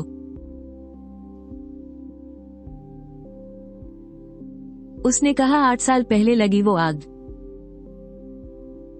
उसने कहा मेरे नाना के पास कोई खास चीज थी। तुम इतने लंबे समय से वेई परिवार की छानबीन कर रहे हो। क्या तुम जानते हो कि 8 साल पहले की उस आग का सच क्या है? राजधानी पहुंचने के बाद तुम्हें सब पता चल जाएगा। फिर से राजधानी की बात। आखिर तुमने मुझसे और कितना कुछ छिपा रखा है? कुछ बातें अगर मैं तुम्हें अभी बता दूं तो तुम्हारा ही नुकसान होगा। थोड़ा और इंतजार करो। 8 साल पहले लगी वो आग कोई हादसा नहीं थी। किसी ने हमारा मुंह बंद करने के लिए वो आग लगाई थी, और इसका कारण था तुम्हारे नाना के पास मौजूद वो चीज। झाओ निंग, अगर तुम ये खत पढ़ रही हो तो इसका मतलब है कि मैं अब इस दुनिया में नहीं हूँ। याद रखना, उस आग का सच छिपा है तुम्हारे नाना की दी हुई उस दवा वाली मोहर में। 8 साल पहले लगी वो आग कोई हादसा नहीं थी। चेंगशी की बातें माँ के खत से बिल्कुल मेल खाती हैं। नाना के पास मौजूद वो चीज, वो दवा वाली मोहर, आखिर वो है क्या? वो लड़का जिसने मुझे आग से बाहर निकाला था, जिसने मुझे इंतजार करने के लिए कहा था, क्या उसे इस आग का सच पता है? 8 साल पहले की वो आग, नाना की दवा वाली मोहर, राजधानी का वेई परिवार, और वो इंसान जिसने मुझे इंतजार करवाया। ये चारों कड़ियां मिलकर एक उलझी हुई गांठ बन गई हैं, और इस गांठ का सिरा राजधानी में है। चेंगशी तो बस एक शुरुआत है। इन 8 सालों का हिसाब मैं खुद अपने हाथों से एक एक करके लूंगी। वेई साहब का पैगाम है, तुम्हारा भंडा फूट चुका है, अब तुम जिंदा नहीं रह सकते। मतलब निकल गया तो मार दो। मैंने 8 साल उनके लिए काम किया। साहब को तुम्हारे पुराने एहसान याद हैं, इसलिए तुम्हें इज्जत की मौत दे रहे हैं। इसे पी लो, फांसी के फंदे से ज्यादा सुकून मिलेगा। हा हा हा, जाके अपने वेई साहब से कह देना कि वो एक चाल चूक गए हैं। गू परिवार की उस औरत को दवा वाली मोहर के बारे में पता चल गया है। तुम लोग मुझे तो मार सकते हो, लेकिन उसकी हथेली के उस निशान को नहीं मिटा सकते। ये बाजी अभी खत्म नहीं हुई है। उसने मुझे 8 साल तक इंतजार करवाया। अब मैं राजधानी जा रही हूँ। वहाँ पहुँचने के बाद मैं भी तो देखूं कि पहले उस आग का सच सामने आता है, या फिर पहले मुझे ये पता चलता है कि आखिर वो इंसान है कौन। वो आदमी कहाँ है? क्या उसे पेशी के लिए नहीं ले जाना था? बीती रात चेंग शी अपनी कोठरी में मारा गया। जहर की शीशी मिली है। काम बिल्कुल सफाई से किया गया। पहरेदारों को भनक तक नहीं लगी। वेई परिवार ने उसका मुंह हमेशा के लिए बंद कर दिया। उन्हें डर था कि वो राजधानी जाकर असल मुजरिमों का नाम उगल देगा। उसे जितनी हड़बड़ी में मारा गया है, उससे साफ है कि राजधानी में बैठे लोगों को पता चल चुका है कि सीमावर्ती शहर का राज खुल गया है। वो चेंगशी को मारकर अपना राज तो छुपा सकते हैं, लेकिन मरने से पहले उसने जो दवा वाली मोहर की बात कही थी, वो राज अब मेरे पास है। ये सुराग कोई नहीं मिटा सकता। चेंगशी तो मर गया। अब राजधानी जाकर हम क्या खाक छानेंगे? पेशी तय समय पर ही होगी।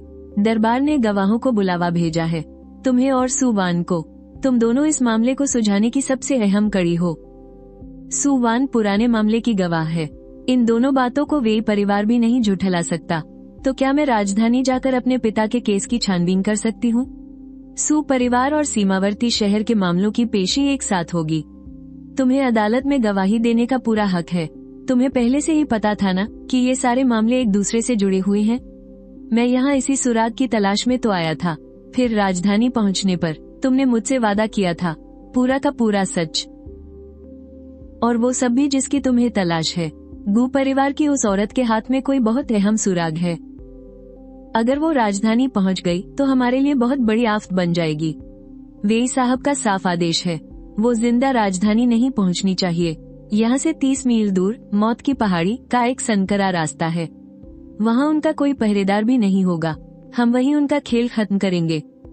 ध्यान रहे, काम बिल्कुल सफाई से होना चाहिए। उस खत को भी साथ ले आना। 3 साल बाद राजधानी लौट रहे हैं। क्या घबराहट हो रही है? घबराहट नहीं, बस उन लोगों की शक्लें देखना चाहती हूँ जिन्होंने मेरे पिता की जान ली थी।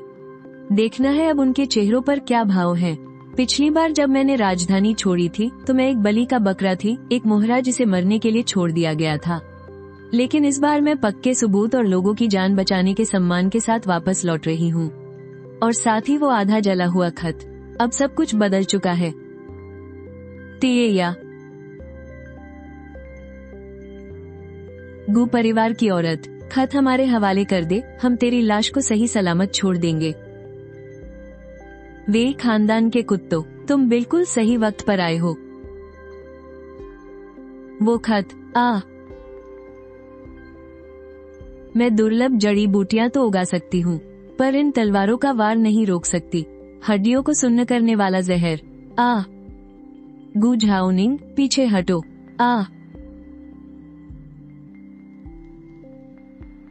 ये पीठ, मुझे बचाने का यह अंदाज। एक को जिंदा पकड़ना। तुम्हें चोट तो नहीं लगी? तुम्हारा हाथ, मैं बस थोड़ा पहले पहुंच गया। गुप्त रक्षकों को मार गिराया। वेई खानदान ने आखिर यहीं हमला कर दिया। तुम इस काफिले के पीछे पीछे क्यों आ रहे थे? मैंने कहा था ना, राजधानी पहुंचने तक मैं तुम्हारी हिफाजत करूंगा। वेई खानदान के हत्यारों, सच बताओ, तुम्हें यहाँ किसने भेजा है? वेई साहब ने कहा था कि उस खत में जड़ी बूटियों वाली मुहर का सुराग है। गू परिवार की वो चीज, उसे वो पिछले 8 सालों से ढूंढ रहे हैं। 8 साल। वेई चोंग उस मुहर को 8 सालों से तलाश रहा है। वेई चोंग, ये नाम पहली बार इतनी साफ तरह से मेरे सामने आया है। 8 साल पहले लगी वो आग, नाना जी की वो मुहर, ये सब उसी का किया धरा था। चेंगशी से जहर भी वेई चोंग ने ही दिलवाया था। 8 साल पहले आग लगाकर उसने ही सारे सबूत मिटाए थे। उसे बस मेरे नाना जी की वो मुहर चाहिए थी। मेरे पिता पर गद्दारी का झूठा इल्जाम। 3 साल पहले भी ये उसी की साजिश थी। वेई चोंग को वो सीमा वाला शहर चाहिए था। उस शहर की ताकत 2 चीजें हैं, सेना और दवा। सेना तुम्हारे सु परिवार के हाथ में है। और दवा मेरे नाना जी के पास थी। उसने पहले आग लगाकर सारी दवाइयां जला दी, फिर सेना पर झूठा इल्जाम लगा दिया। ये साजिश वो पिछले 8 सालों से रच रहा था। इन 8 सालों में उसने मेरे नाना जी को जला दिया, तुम्हारे पिता को फंसा दिया और पूरे शहर में जहर फैला दिया। इन तीनों गुनाहों का हिसाब अब राजधानी में एक साथ होगा। तुम्हें पहले से पता था कि ये वेई चोंग है? हाँ, मुझे पता था। तुम्हें 8 साल पहले लगी उस आग के बारे में भी पता था और मेरे नाना जी की मुहर के बारे में भी। तुम मेरे अतीत के बारे में भी जानते थे। आखिर तुम हो कौन और तुम हमेशा से मेरे आसपास क्यों रहे हो? गु झाओनिंग, क्या तुम्हें सच में कुछ भी याद नहीं है? मुझे क्या याद होना चाहिए? राजधानी पहुंचने के बाद सुनवाई के दिन मैं वो सारी बातें सबके सामने साफ साफ बता दूंगा, खुद से जुड़ी सच्चाई भी। यह आखिरी बार है। तुमने कहा था ना, रुको।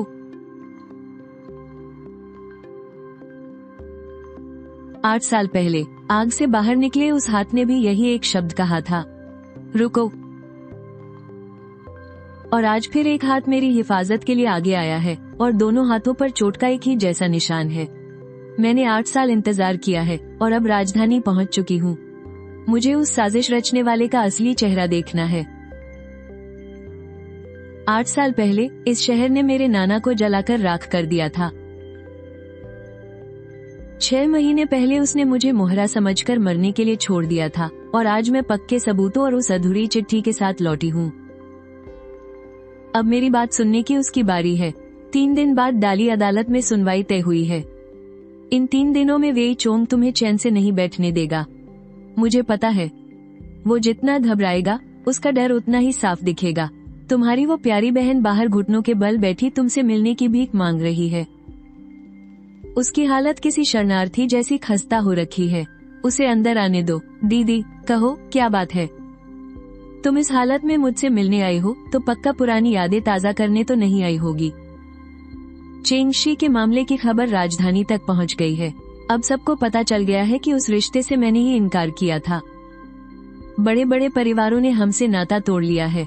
मेरी तो पूरी इज्जत मिट्टी में मिल गई। दीदी, प्लीज मेरी कुछ मदद करो, मुझे बचा लो। और जब तुम पर्दे के पीछे बैठकर मेरी मौत का तमाशा देखकर हंस रही थी, तब तुमने क्या कहा था? दीदी, तुमने कहा था ना कि अब हमारे रास्ते अलग हैं, हमें अपनी अपनी जिंदगी जीनी चाहिए। और आज तुम हजारों मील दूर मुझसे मदद मांगने चली आई। लगता है इस दुनिया में जो चीज दूसरों ने ठुकरा दी हो, जरूरी नहीं कि वो बेकार ही हो। जिस बंजर जमीन को तुमने बेकार समझकर छोड़ दिया था, मैंने उसी पर सोना उगाकर दिखा दिया। और जिस सरहदी शहर को तुमने मौत का कुआं समझा था, उसे मैंने अकेले अपने दम पर खड़ा किया है। आज तुम मेरे सामने गिड़गिड़ा रही हो। क्या ये इसलिए नहीं कि बाजी मेरे हाथ में है?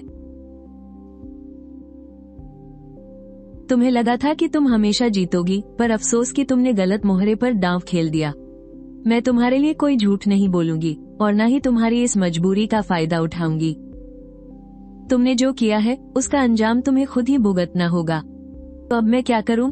गु परिवार ने तो मुझे अपनी वंशावली से ही बेदखल कर दिया है। बेदखल कर दिया? उस नौकरानी ने बताया था कि उन्हें बदनामी का डर था। गु परिवार के मुखिया ने इसे घर से निकाल दिया है। ये 2 घंटे तक घुटनों के बल बैठी रही, लेकिन मुखिया ने दरवाजा तक नहीं खोला। तुम एक चीज जरूर सीख सकती हो। क्या? अपने पैरों पर खुद खड़ा होना सीखो। जिस दिन तुमने मुझे धक्के मारकर उस सरहदों वाले शहर में धकेला था ना, तब मुझे भी ये किसी ने नहीं सिखाया था। मुझे माफ कर दो। सेनापति वेई चोंग ने आज रात 3 अलग अलग गुटों से मुलाकात की है। ऐसा लगता है जैसे वो कोई साजिश रच रहा है। और हाँ, उसने दरबार में एक अर्जी भी दी है। उसका कहना है कि सरहदों पर जहर फैलने वाले मामले के सबूतों का कोई अता पता नहीं है। उसने डाली अदालत से मांग की है कि पहले वो मिस गु पर जादू टोने से जड़ी बूटियां उगाने के शक की जांच करे। वो उल्टे चोर कोतवाल को डांटे वाली हरकत कर रहा है। वो तुम्हें एक डायन साबित करना चाहता है। मुझे यही उम्मीद थी। चेंगशी अब मर चुका है। अब गवाही देने वाला कोई नहीं बचा। वो इस मामले को और उलझाना चाहता है। वो जहर के मामले को जादू टोने का मामला बनाना चाहता है, ताकि कटघरे में वो नहीं बल्कि मैं खड़ी हूँ। उसने सालों तक इस राजधानी में अपना दबदबा बनाया है। डाली अदालत में भी उसके आदमी बैठे हैं। खुलेआम होने वाली उस सुनवाई में ये जरूरी नहीं कि अदालत का हर फैसला हमारे हक में हो। वो मुझे मुजरिम बनाने की जितनी कोशिश करेगा, इसका सीधा मतलब है कि वो मेरी गवाही से खौफ खाता है। वो कहता है कि मैंने जादू टोने से दवाइयाँ उगाई हैं। ठीक है, तो अब मैं सबको बता दूंगी कि दुर्लभ जड़ी बूटियां उगाने का ये हुनर कोई जादू टोना नहीं है।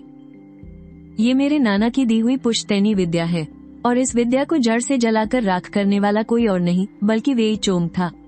लेकिन तुम ये कैसे साबित करोगी कि 8 साल पहले वो आग उसी ने लगाई थी?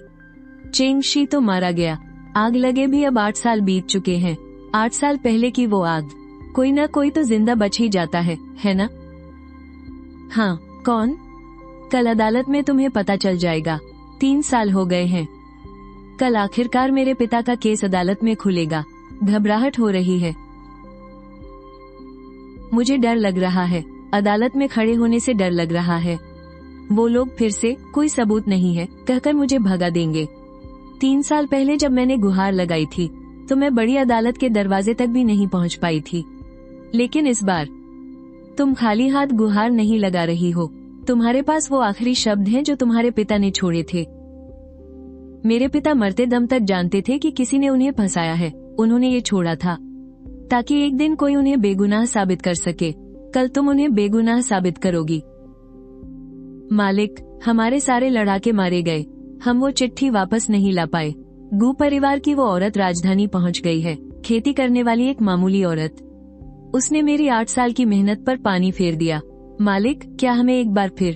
अब बहुत देर हो चुकी है। कल सुनवाई है। मेरे पास अपना तरीका है। मैं सारा कीचड़ उसी पर उछाल दूंगा। 8 साल पहले लगी वो आग। मैंने अपनी आंखों से सब कुछ राख होते देखा था। गू परिवार के 7 लोग, एक भी लाश कम नहीं थी। तो फिर ये औरत आखिर कहां से टपक पड़ी? एक भी नहीं बचा था। मैंने खुद गिने थे। वेई चोंग, तुमने 8 लाशें गिनी थी, लेकिन उस रात गू परिवार में 9 लोग थे। तुम मुझे गिनना भूल गए थे। कल जो सच सामने आना चाहिए वो आकर रहेगा। कल अदालत में वेई चोंग का रुतबा और ताकत बहुत बड़ी है। पूरी अदालत उसके आदमियों से भरी होगी। क्या हम जीत पाएंगे? उसके पास ताकत है, पहुंच है और एक ऐसी जुबान है जो झूठ को सच बना सकती है। और मेरे पास वो सबूत हैं जिन्हें वो जला नहीं सकता, और ऐसे गवाह हैं जिन्हें वो मार नहीं सकता। और एक ऐसी चीज जो वो आज तक समझ नहीं पाया। कौन सी चीज? 8 साल पहले की वो आग। उसे लगा कि सब कुछ जलकर राख हो गया, पर असल में एक इंसान बच गया था। क्या? अब सो जाओ। कल इन 8 सालों का हिसाब अदालत में पाई पाई चुकाया जाएगा।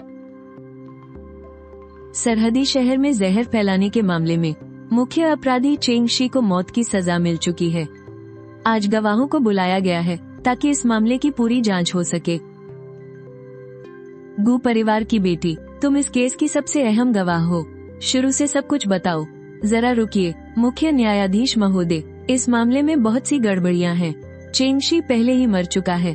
अब वो गवाही देने के लिए जिंदा नहीं है। और ये गू परिवार की औरत 7 पत्तों वाली जड़ी बूटी 20 साल से खत्म हो चुकी थी, लेकिन इसके आते ही वो फिर से उगाई। छिंगसी मान नाम का जहर 20 सालों से लुप्त था और जहर फैलाने में भी उसी का इस्तेमाल हुआ है।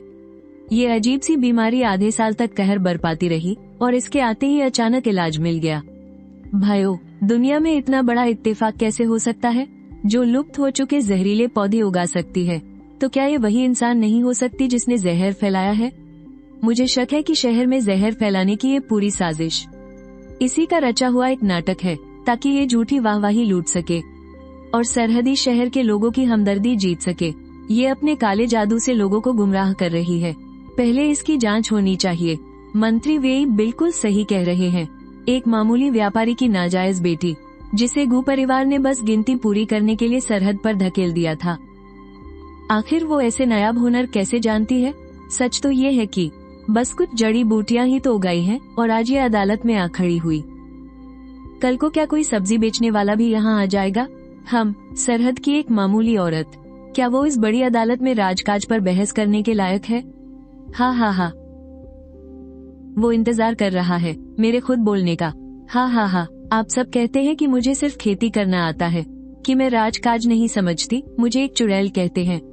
तो मैं पूछती हूँ, जब आप सब राजधानी के ऊंचे महलों में बैठे थे तो सरहद के लोग क्या कर रहे थे? वो मर रहे थे, एक एक करके मर रहे थे। 6 महीने से ज्यादा वक्त तक एक अजीब बीमारी फैली रही। पूरे शहर के वैद्य लाचार थे। हर दिन लोगों की लाशें उठ रही थी।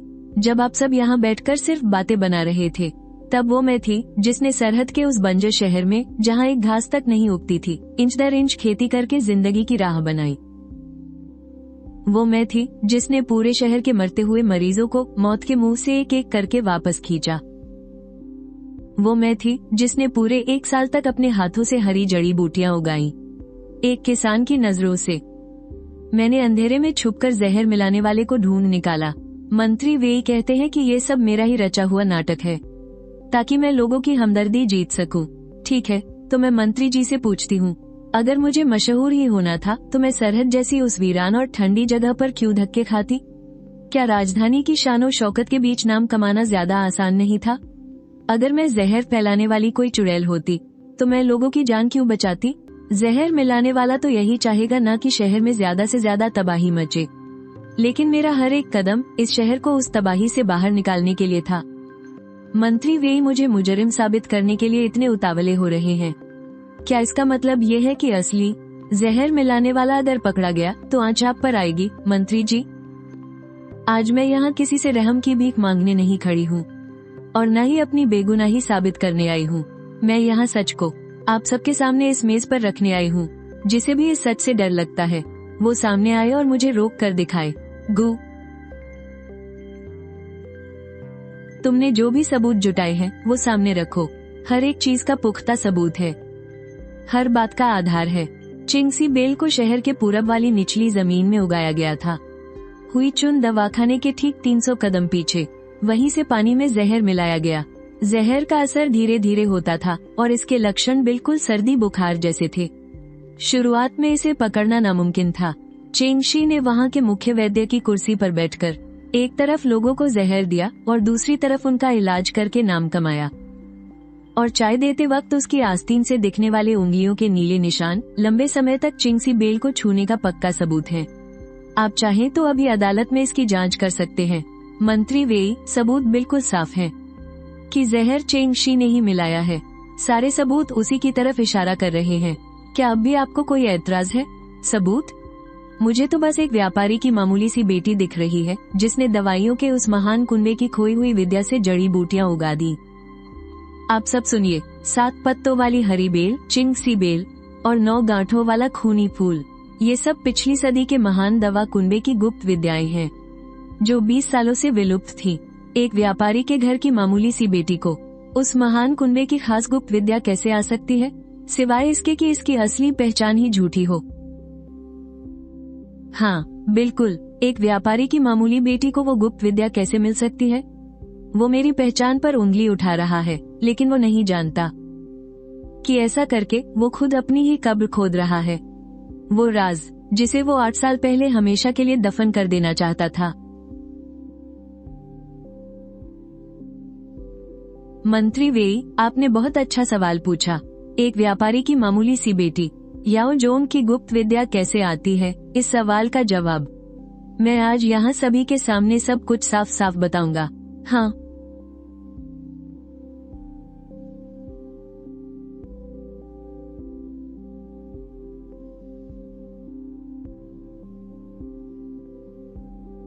ये शाही आदेश है। लूहेंग, चाओपिंग के लॉर्ड लूहेंग।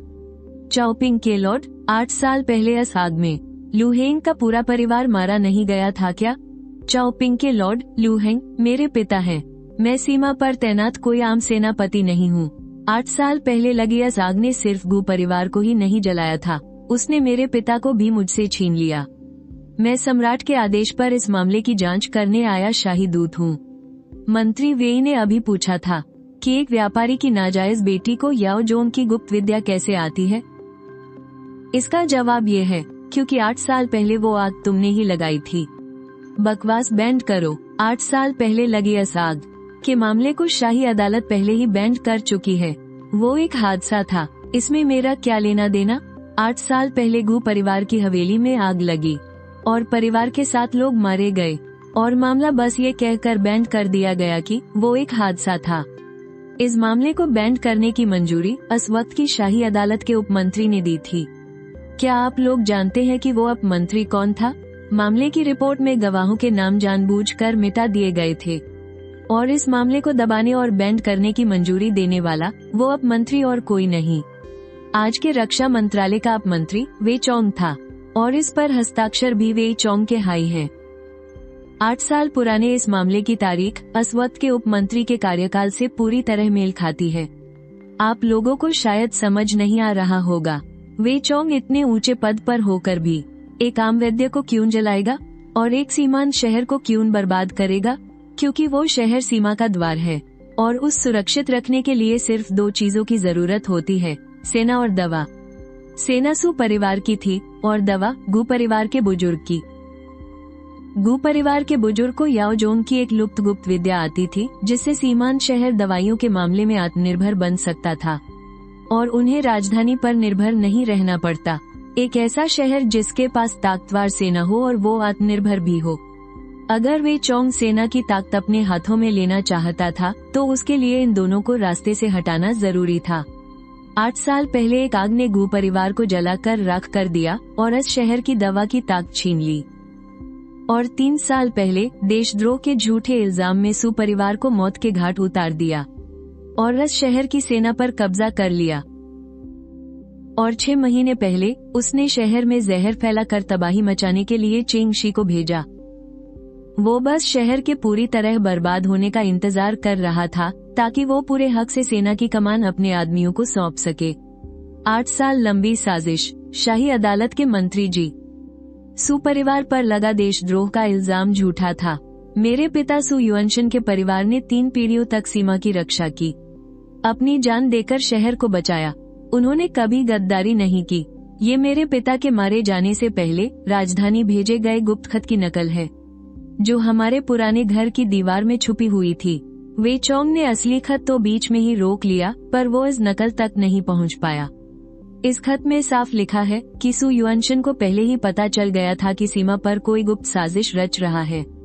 उन्हें शक था कि शहर में जहर फैलाने के पीछे राजधानी के किसी बड़े मंत्री का हाथ है। उन्होंने इस खत में एक नाम भी लिखा था। ये असंभव है, सू युअनशन का खत तो मैंने। तुमने क्या? तुमने ही मेरे पिता का खत रोका था ना, वे चोंग? तुमने अभी खुद इस बात को कबूल किया है। मंत्री वेई ने पूछा था ना कि एक व्यापारी की बेटी को याओ जोंग की गुप्त विद्या कैसे आती है। ए फ्लैट में इस आखिरी सवाल का जवाब दूंगा, क्योंकि वो किसी व्यापारी की नाजायज बेटी नहीं है। उसके नाना याओ जोंग के आखिरी उत्तराधिकारी थे। उसकी माँ याओ जोंग की असली वारिस थी। वो याओ जोंग का असली खून है। गु जाओनिंग याओ जोंग की असली वारिस। वो किसी व्यापारी की नाजायज बेटी नहीं है। याओ जोंग की असली वारिस। इन शब्दों की रक्षा मेरे नाना ने अपनी जान देकर की थी। माँ ने एक जली हुई चिट्ठी बचा कर रखी थी और आज आखिरकार किसी ने सबके सामने मेरे लिए वो सच बोल ही दिया। गु परिवार में मुझे हमेशा दबाया गया, नीचा दिखाया गया और सबसे मामूली चीज समझा गया। मुझे लगा कि एक नाजायज बेटी की यही किस्मत होती है, लेकिन ये मेरी किस्मत नहीं थी। किसी ने जानबूझकर मुझे 8 साल तक दबा कर रखा। 8 साल पहले जब आग लगी थी तो किसी ने उसे आग से बचा लिया था। वो 15 दिन तक बेहोश रही। वेई चोंग को पता था कि वो जिंदा है, लेकिन वो उसे ढूंढ नहीं पाया और नहीं ये जान पाया कि वैद्य संप्रदाय की विरासत उसके पास है या नहीं। इसलिए उसने एक चाल चली। उसने गु परिवार को पैसे देकर खरीद लिया ताकि वो वैद्य संप्रदाय की इस असली वारिस को एक व्यापारी की नाजायज बेटी बनाकर घर की 4 दीवारी में कैद रखे।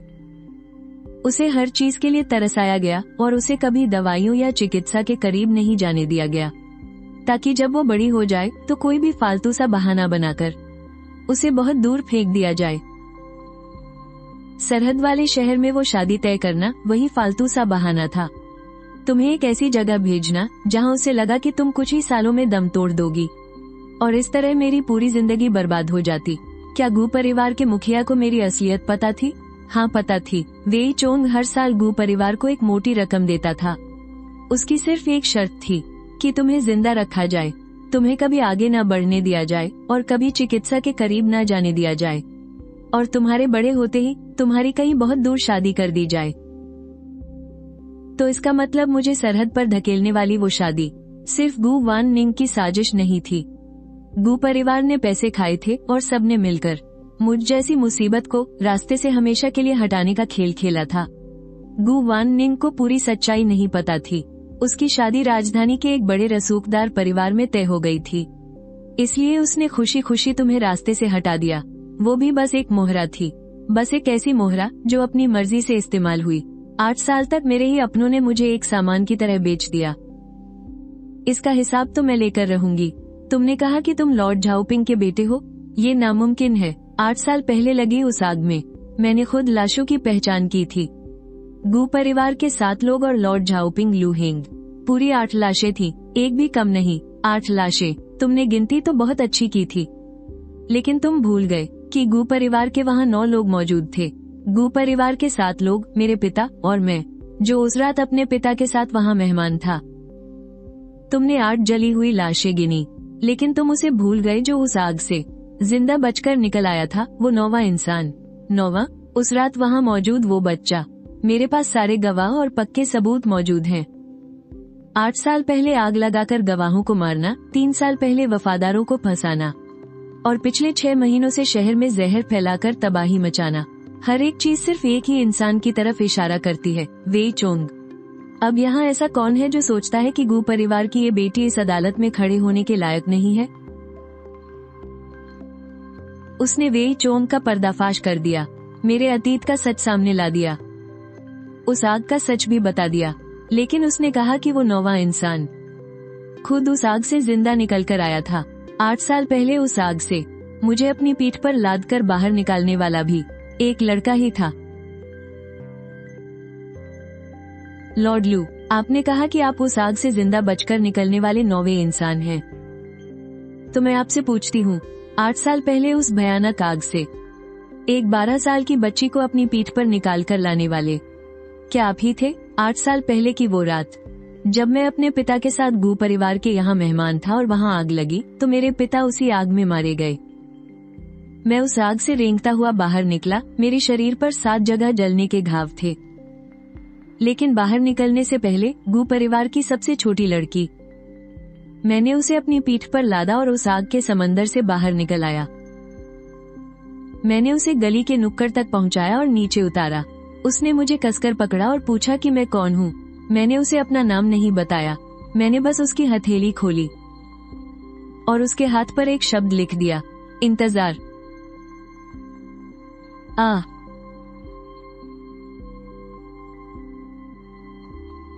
तो वो तुम थे, हमेशा से तुम ही थे। हाँ, वो मैं ही था। 8 साल, तुमने मुझे 8 साल तक इंतजार करवाया। तुम इसी सीमा वाले शहर में थे, तुम हमेशा मेरे आसपास ही थे। फिर तुमने मुझे एक बार भी सच क्यों नहीं बताया? क्योंकि अगर मैं तुम्हें सच बता देता तो तुम वेई चोंग का निशाना बन जाती।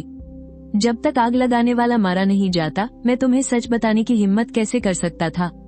तुम्हें सच बताने का मतलब था तुम्हें वापस उसी आग में धकेलना। इन 8 सालों में तुम उजाले में रही, बंजर जमीन को आबाद किया, खुद को एक एक इंच करके दलदल से बाहर निकाला, और मैं अंधेरे में रहा। जड़ी बूटियों वाले खेत की बाड़ मैंने ही ठीक करवाई थी, हंगामा करने वाले गुंडों को मैंने ही भगाया था, पानी की बंद पड़ी नहर को भी मेरे ही आदमियों ने खोला था। जिस दिन तुमने शहर में कदम रखा था, खेत के चारों ओर लगे गुप्त पहरेदार कभी नहीं हटाए गए। डुआनहुन ढलान पर हुए उस जानलेवा हमले के वक्त भी मैं सही समय पर पहुंच गया था, और आज आग लगाने वाला अपराधी इसी अदालत में घुटनों के बल बैठा है। अब रास्ता साफ है।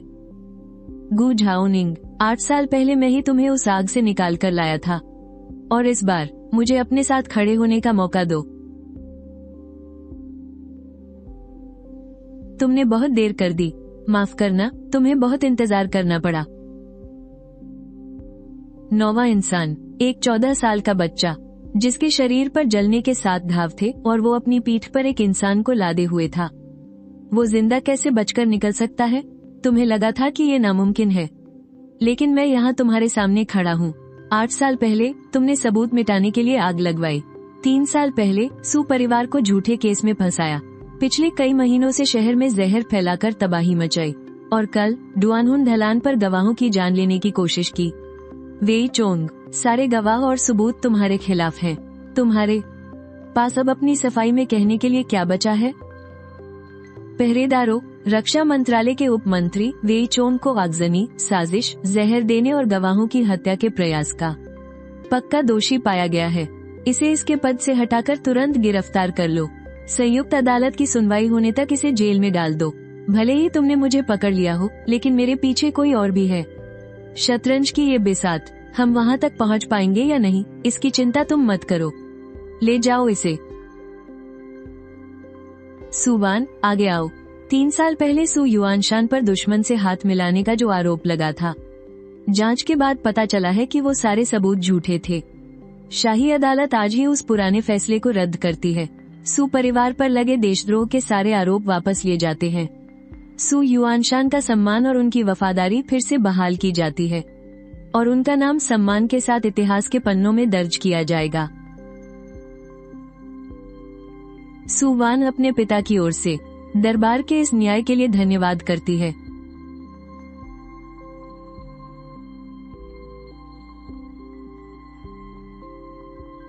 तुमने कहा था कि कोई और भी है।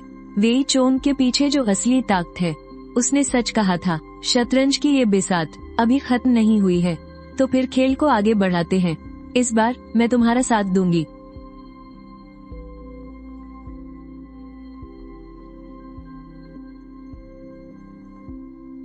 तीन साल पहले जिस दिन मुझे वो खबर मिली थी, मैं उत्तर की तरफ माल पहुंचाने का काम कर रहा था। मैं रातों रात भागकर वापस आया, लेकिन तब तक मेरा घर उजड़ चुका था और मेरे अपने छिन चुके थे। उन्होंने मेरे लिए एक निशानी तक नहीं छोड़ी। मैं न्याय मांगने अदालत गया, किसी ने मेरी नहीं सुनी। मैं अपने पिता के पुराने सैनिकों के पास गया, पर सब मुझसे छिपते फिरे।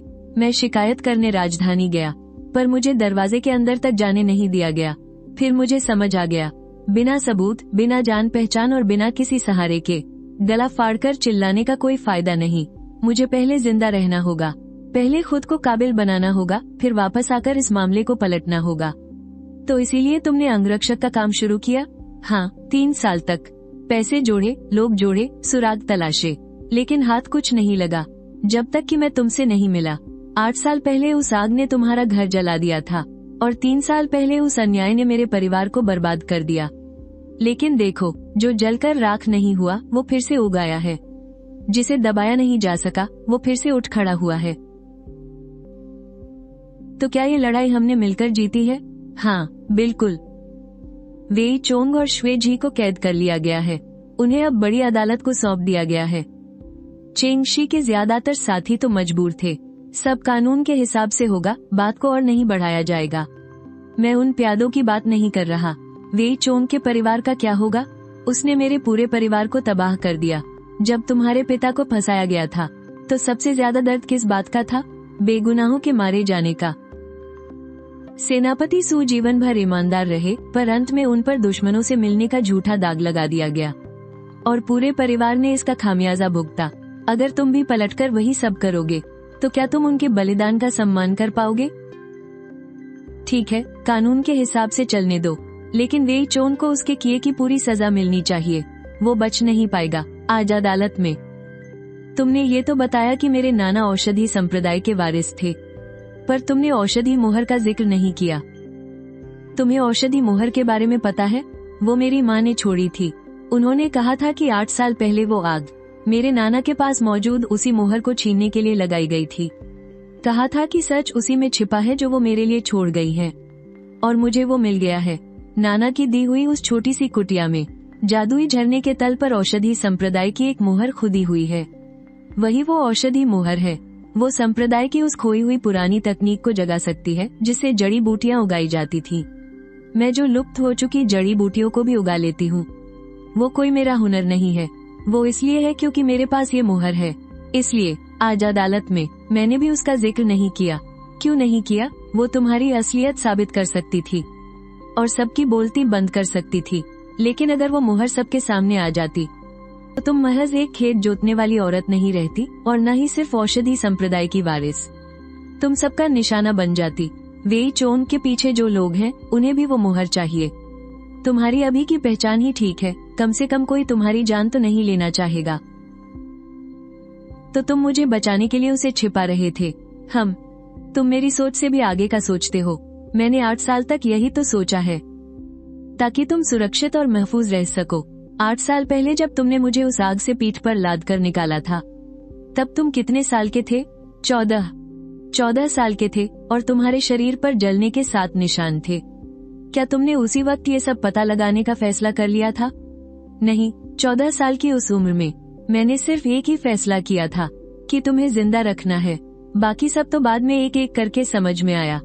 तुम भी ना, सच में बहुत सताते हो। हम 8 साल तक खामोश जो रहा, सब कुछ अपने दम पर संभालते हो। बाढ़ भी ठीक कर दी, पहरेदार बिठा दिए, रास्ता बना दिया, लेकिन मुझसे एक शब्द तक नहीं कहा। अगर बता देता तो तुम मुझे पहचान लेती, और पहचान लेती तो तुम्हारी जान खतरे में पड़ जाती। तो क्या अब तुम्हें डर नहीं लगता? आग लगाने वाला इंसान अब जेल की सलाखों के पीछे है।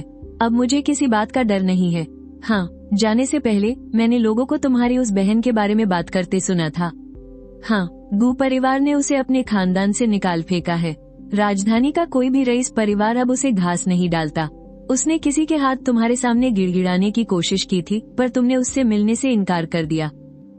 बाद में सुना कि वो शहर के बाहर अपने किसी दूर के रिश्तेदार के यहाँ रहकर कढ़ाई बुनाई करके अपना पेट पाल रही है। कढ़ाई बुनाई? जब तुम मौत के मुंह में जा रही थी, तब वो पर्दे के पीछे खड़ी होकर तुम पर हंस रही थी। तब उसने सपने में भी नहीं सोचा होगा कि एक दिन उसे सुई धागे के सहारे अपनी 2 वक्त की रोटी कमानी पड़ेगी। चलो, आखिरकार उसने अपने पैरों पर खड़ा होना तो सीखा। अब हर कोई अपनी जिंदगी अपने हिसाब से जी रहा है। एक ने खेती करके पूरी दुनिया जीत ली और दूसरी को आखिरकार अपने दम पर जीना पड़ ही रहा है। राजधानी का मामला तो सुलझ गया है, लेकिन वेई चोंग के पीछे जो असली मोहरा है वो अभी तक सामने नहीं आया। लेकिन आज के बाद वो कुछ समय के लिए छिप जरूर जाएगा। तो क्यों ना इसी बीच हम सीमा वाले शहर लौट चले? वहाँ लौटकर क्या करना है? मामले तो सुलझ गए हैं, पर वो शहर अभी भी पूरी तरह से ठीक नहीं हुआ है। जड़ी बूटियों के खेतों की देखभाल करनी है और मरीजों का इलाज भी करना है। व्यापार के रास्ते भी संभालने हैं। उस शहर को मैंने अपने खून पसीने से सींचा है। राजधानी की दुश्मनी अब खत्म हो चुकी है। मुझे वापस लौटना ही होगा और अपनी खेती का काम आगे बढ़ाना होगा। मैं तुम्हारे साथ चलूंगा। तो फिर इंतजार किस बात का? चलो चलते हैं। मेरे व्यापार का रास्ता अभी भी मेरा इंतजार कर रहा है।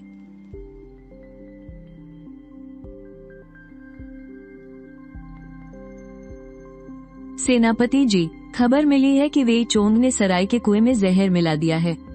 ये उसकी आखिरी चाल थी। कैसा जहर? वूछान का जहर, एक ऐसा खौफनाक नुस्खा जो 60 सालों से गायब था। इसे निगलने के 4 घंटे के भीतर अगर इलाज न मिला तो इंसान का बचना नामुमकिन है। क्या इसका कोई इलाज है?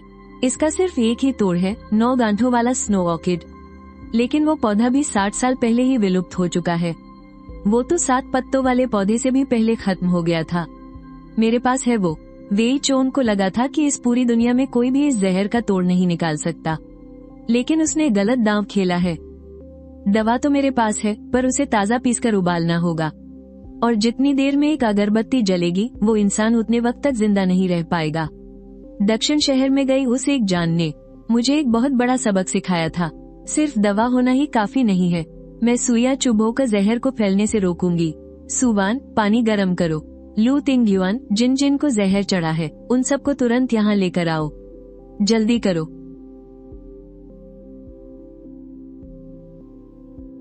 हाँ, सवाल मत पूछो, हमारे पास बिल्कुल वक्त नहीं है।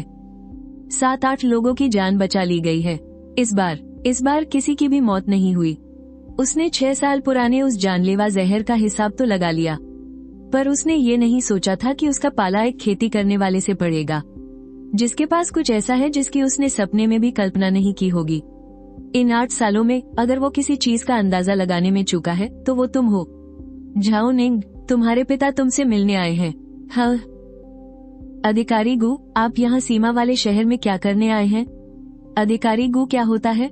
मुझे पिताजी बुलाओ, मैं तुम्हें वापस घर ले जाने आया हूँ। तुम अब शाही दूत की पत्नी हो और ऊपर से जड़ी बूटियों वाले महान खानदान की असली वारिस भी। तुमने इतना बड़ा कारनामा कर दिखाया है, इससे हमारे गू परिवार का नाम भी रोशन हो गया है। मैंने परिवार के बड़ों से बात कर ली है। हम तुम्हें परिवार की असली बेटी का दर्जा वापस लौटा रहे हैं। परिवार की वंशावली में तुम्हारा नाम फिर से, इसकी कोई जरूरत नहीं है। क्या? अधिकारी गू, आपके और मेरे बीच का हिसाब शाही अदालत ने मेरे लिए वो पहले ही चुकता कर दिया है। 8 साल पहले लगी वो आग। तुम अच्छी तरह जानते थे कि मैं महान वैद्य घराने की असली वारिस हूँ। फिर भी वे चोंग से पैसे लेकर तुमने मुझे एक मामूली व्यापारी की बेटी बनाकर पाला। मुझे दाने दाने को तरस आया और मुझे दवाइयों को हाथ तक नहीं लगाने दिया ताकि मैं जिंदगी भर सिर न उठा सकूं। झाओनिंग, ये बस एक गलत फहमी है। मेरी विदाई के दिन तुमने अपने गू परिवार के दरवाजे मेरे लिए कसकर बंद कर लिए थे। एक भी इंसान मुझे विदा करने बाहर नहीं आया। क्या वो भी कोई गलत फहमी थी? तुमने मेरे बदले 8 साल तक पैसे खाए और गू वाननिंग के लिए एक अच्छा रिश्ता पक्का कर लिया। और अब जब मैंने खुद को बेगुनाह साबित कर दिया है, नाम कमा लिया है, तो तुम मुझे अपनी बेटी मानने आ गए। तुम एक बेटी को नहीं बल्कि शाही दूत की पत्नी को अपना रहे हो, वैद्य घराने की वारिस को अपना रहे हो, ताकि तुम्हारे गू परिवार का नाम रोशन हो सके। झाओनिंग, पुरानी बातों को भूल जाओ। तुम्हारे पिता की भी कुछ मजबूरियां थीं। बस तुम परिवार के नाम में वापस जुड़ जाओ। गू साहब, जो आप मुझे दे सकते हैं उसे महज एक नाम कहते हैं, और जो आप कभी नहीं दे सकते उसे हुनर कहते हैं। मुझे आपका दिया कोई नाम नहीं चाहिए। हुनर मुझ में खुद है। अपनी उस असली बेटी की पहचान को किसी ऐसे के लिए बचाकर रखिए जिसे उसकी असल में जरूरत हो। मैं यहाँ बहुत खुश हूँ। मेरे पास जड़ी बूटियों के खेत हैं, अपना दवाखाना है और इस पूरे शहर के लोग मुझे अपना मानते हैं। ये सारी चीजें आपके खानदान के उस पन्ने पर लिखे नाम से कहीं ज्यादा कीमती हैं। अपने ये तोहफे वापस ले जाइए। हमारे इस शहर में इन चीजों की कोई कमी नहीं है। झाओनिंग, यह मत भूलो कि तुम्हारी रगों में गू परिवार का ही खून दौड़ रहा है। गू परिवार का खून 8 साल पहले लगी उस आग में। मेरा वो सारा खून जलकर खाक हो चुका है। 8 साल पहले मेरी विदाई के दिन वो दरवाजा मेरे लिए हमेशा हमेशा के लिए बंद कर दिया गया था। आज मैंने जो दरवाजा बंद किया है, समझ लीजिए कि वो मैंने उनका कर्ज चुका दिया। हाँ, जरा उसका चेहरा तो देखो। ऐसा लग रहा है जैसे कोई कड़वी दवाई पी ली हो। वो दुखी नहीं है, उसे बस इस बात का यकीन नहीं हो रहा कि मैंने उसकी बात नहीं मानी। तुमने बिल्कुल सही किया। जब उन्होंने तुम्हें धक्के मारकर निकाल दिया था, तब उन्हें क्यों याद नहीं आया कि तुम असली वारिस हो? खैर छोड़ो, अब इन बातों का कोई फायदा नहीं। उसकी इज्जत उसके हाथ में है और मेरी जिंदगी मेरे हाथ में। गू झाओनिंग, इस जिंदगी में तुम्हारी सबसे बड़ी ताकत क्या है पता है? जड़ी बूटियां उगाना नहीं, तो फिर क्या है? वो ये है कि तुम कभी किसी की भीख नहीं लेती। इज्जत और नाम लोग देते हैं, लेकिन अपना हुनर इंसान खुद कमाता है। मैंने अपने इस सफर में आज तक किसी से खैरात नहीं ली और आगे भी कभी नहीं लूंगी। 6 महीने पहले जब मैंने इस शहर में कदम रखा था, ये एक ऐसा बंजर शहर था जहाँ घास का एक तिनका तक नहीं उगता था। उन लोगों को यहाँ रहना एक सजा लगता था, इसलिए उन्होंने मुझे यहाँ धकेल दिया। लेकिन अब देखो, ये शहर पूरी तरह खिल उठा है। 8 साल पहले की उस आग ने मेरा घर जलाकर राख कर दिया था। मेरा नाम, मेरी पहचान, सब कुछ। लेकिन वो आग जिस चीज को नहीं जला पाई, उसे मैंने अपने हाथों से एक एक बीज बोकर वापस जिंदा कर दिया है। गू झाओनिंग, मैं वापस आ गया हूँ। हमारा व्यापार का रास्ता अब पूरी तरह खुल गया है। सच में खुल गया। तुम्हारी उस 7 पत्तों वाली जड़ी बूटी से बनी दवाई को आसपास के तीनों शहर मुंह मांगे दाम पर खरीदने को तैयार हैं। सौदे की कीमत तय हो गई है, हमें कोई नुकसान नहीं होगा और सु परिवार को भी आखिरकार इंसाफ मिल गया है। तुम्हारे पिता के पद और सम्मान को भी आधिकारिक तौर पर दर्ज कर लिया गया है। अब तुम्हें इन व्यापार के रास्तों पर धक्के खाने की क्या जरूरत है? मेरे पिता के परिवार ने 3 पीढ़ियों तक सरहद की रक्षा की है। मैं उनकी तरफ से व्यापार के इस रास्ते की रक्षा करूंगी जो इस शहर का पेट भरता है। अब किसी की हिम्मत नहीं जो हमसे पंगा ले सके। अब हालात वैसे नहीं रहे जब तुम यहाँ नई आई थी। हाँ, सब कुछ बदल गया है। छोटी मालकिन, आप पिछले 3 महीनों से बिना रुके काम कर रही हैं। अपनी सेहत का भी थोड़ा ख्याल रखिए। कोई बात नहीं, ये काढ़ा पी लीजिए। तुमने कभी मेरी इन बूढ़ी हड्डियों की जान एक कटोरी दवा से बचाई थी, आज मैं तुम्हें वही एक कटोरी लौटा रहा हूँ। सुन काका, आपकी दवा आज भी बहुत कड़वी है। अरे, अच्छी दवा तो कड़वी ही होती है ना। छोटी मालकिन, क्या आपको पता है कि शहर के लोग अब आपको क्या कहकर बुलाते हैं? क्या आपको औषधि वाली देवी कहते हैं? ये नाम आम जनता ने दिया है। ये नाम किसी भी शाही फरमान से ज्यादा कीमती है। सुन काका, जीशितांग के मुख्य वैद्य की कुर्सी हमेशा आपके लिए खाली रहेगी। मुझे लगा था कि मेरी जिंदगी शहर के उत्तर वाले उस टूटे फूटे घर में ही खत्म हो जाएगी। किसी को मेरी याद है, यही बहुत है। बात सिर्फ याद रखने की नहीं है, इस शहर को आपकी जरूरत है। ठीक है, तो फिर मैं वापस मरीजों को देखना शुरू करता हूँ। माँ जी, मैं तुम्हारे लिए कुछ लेकर आई हूँ। रसोई में बना था, कोई बहुत खास चीज नहीं है। माँ जी, आप खुद लेकर आई? किसी नौकर के हाथ भिजवा देती, लेकिन मैं खुद आना चाहती थी। झाओ निंग, जिस दिन तुम ब्याह कर इस घर में आई थी, मैंने एक बात कही थी, खुद को कोई बहुत बड़ी हस्ती मत समझना, मुझे याद है। वो बात कहकर मैंने तुम्हें पहचानने में बहुत बड़ी गलती कर दी थी। आज इस शहर की जो रौनक है वो तुम्हारे ही खून पसीने और मेहनत की देन है। मैं जुबान से भले ही ना कहूँ, लेकिन मेरे दिल को सब पता है। आगे से जब तुम्हारे पास काम ज्यादा हो तो हवेली के नौकरों से बेझिझक काम करवा लिया करना। अगर कोई भी तुम्हें आंख दिखाने की जुर्रत करे तो युआन के बोलने का इंतजार मत करना, मैं खुद उन्हें सीधा कर दूंगी। अभी घर नहीं चलना, बस थोड़ी सी घास और निकाल लूं। इन कुछ दिनों में ध्यान नहीं दे पाई तो जंगली घास फिर से उगाई है। तुम्हें घास निकालनी आती है? नहीं, लेकिन तुम कर रही हो तो मैं भी करूंगा। तुम जिस तरह से निकाल रहे हो उससे जड़ी बूटी के पौधे भी उखड़ जाएंगे। इसे जड़ के पास से ऐसे पकड़ो। ऐसे? हाँ, बिल्कुल ऐसे ही। झाओ निंग, मैंने बहुत से लोगों को ऊंचाइयों पर पहुंचने के लिए मरते देखा है, लेकिन तुम पहली हो जिसने सबसे निचली और बंजर जमीन को अपनी मेहनत से सींचकर उसे ही सबसे ऊंचा मुकाम बना दिया। सालों पहले मैं तुम्हें आग से बचाकर लाया था और आज तुम मुझे उजाले में ले आई हो। ये मीठी मीठी बातें करना बंद करो और घास निकालो। ठीक है बाबा, पहले वाला गिना नहीं जाएगा, ये नया है। इस बार मैं अपनी मर्जी से तुम्हें अपना रहा हूँ। ये कोई धोखे से थोपी गई बेतुकी शादी नहीं है। चाहे तुम वैद्य घराने की असली वारिस हो या नहीं, मुझे फर्क नहीं पड़ता। मैंने तुम्हें चुना है, तुम्हारी हैसियत को नहीं। क्या तुम्हें ये मंजूर है? 8 साल तक बाढ़ की मरम्मत करने के बाद आज तुम्हें ये बात कहने की फुर्सत मिली? हूँ, बहुत देर कर दी तुमने। तो तुम्हारा मतलब है कि मेरा मतलब है अगली बार थोड़ा जल्दी करना। तुम दोनों खेत में उखड़ू बैठे घास उखाड़ रहे हो। क्या यही है तुम लोगों का प्यार मोहब्बत? तुम अपना मुंह बंद रखो। गु झाओ निंग, तुमने अपनी मेहनत से इस पूरे शहर को आबाद कर दिया। ये सिर्फ मेरी अकेले की मेहनत नहीं है। ठीक है, तो फिर इसमें मेरा हिस्सा भी जोड़ लो। अच्छा, तो मैं चलता हूँ। कल मुझे व्यापार के लिए सफर पर भी निकलना है। रास्ते में अपना ख्याल रखना। ये भी कोई कहने की बात है? लोगों को लगता था कि ये जगह बहुत मनहूस है, यहाँ इतनी बंजर जमीन है कि एक तिनका भी नहीं उग सकता, और इसीलिए उन्होंने मुझे यहाँ धकेल दिया था। हाँ, लेकिन मैंने रो रोकर जीना नहीं सीखा। मैंने तो बस उस बंजर जमीन को संवारा था जिसे सबने ठुकरा दिया था, और उसे अपनी सल्तनत बना लिया। वो इंसान जिसने मुझे उस आग में इंतजार करने को कहा था, मैंने 8 साल तक उसका इंतजार किया। लेकिन इन 8 सालों में मुझे आखिरकार ये समझ आ गया कि मैं कभी किसी मसीहा का इंतजार नहीं कर रही थी। मैं तो बस खुद का इंतजार कर रही थी, ताकि अपने पैरों तले इस बंजर जमीन को एक ऐसे मैदान में बदल सकूं जिसे कोई कमजोर न समझे। किसी भी इंसान की अहमियत किसी और की दी हुई खैरात नहीं होती। ये तो तब साबित होती है जब तुम अपने हाथों से सींची गई जमीन पर डटकर खड़े होते हो। और वो सब लोग जिन्होंने कभी तुम्हें नीचा दिखाया था, उन्हें भी अपना सिर उठाकर ये मानना पड़ता है कि जीत तुम्हारी हुई है, और तुमने ये जीत पूरी शान से हासिल की है। बेचैन के पीछे किसका हाथ है, ये अभी तक बेनकाब नहीं हुआ है, पर एक दिन वो जरूर सामने आएगा।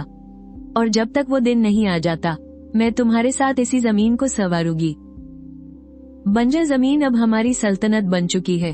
उस आग के बीच जो हाथ मेरी तरफ बढ़ा था, आखिरकार मैंने उसे थाम ही लिया। अब यहाँ से आगे का सफर हम दोनों एक साथ तय करेंगे।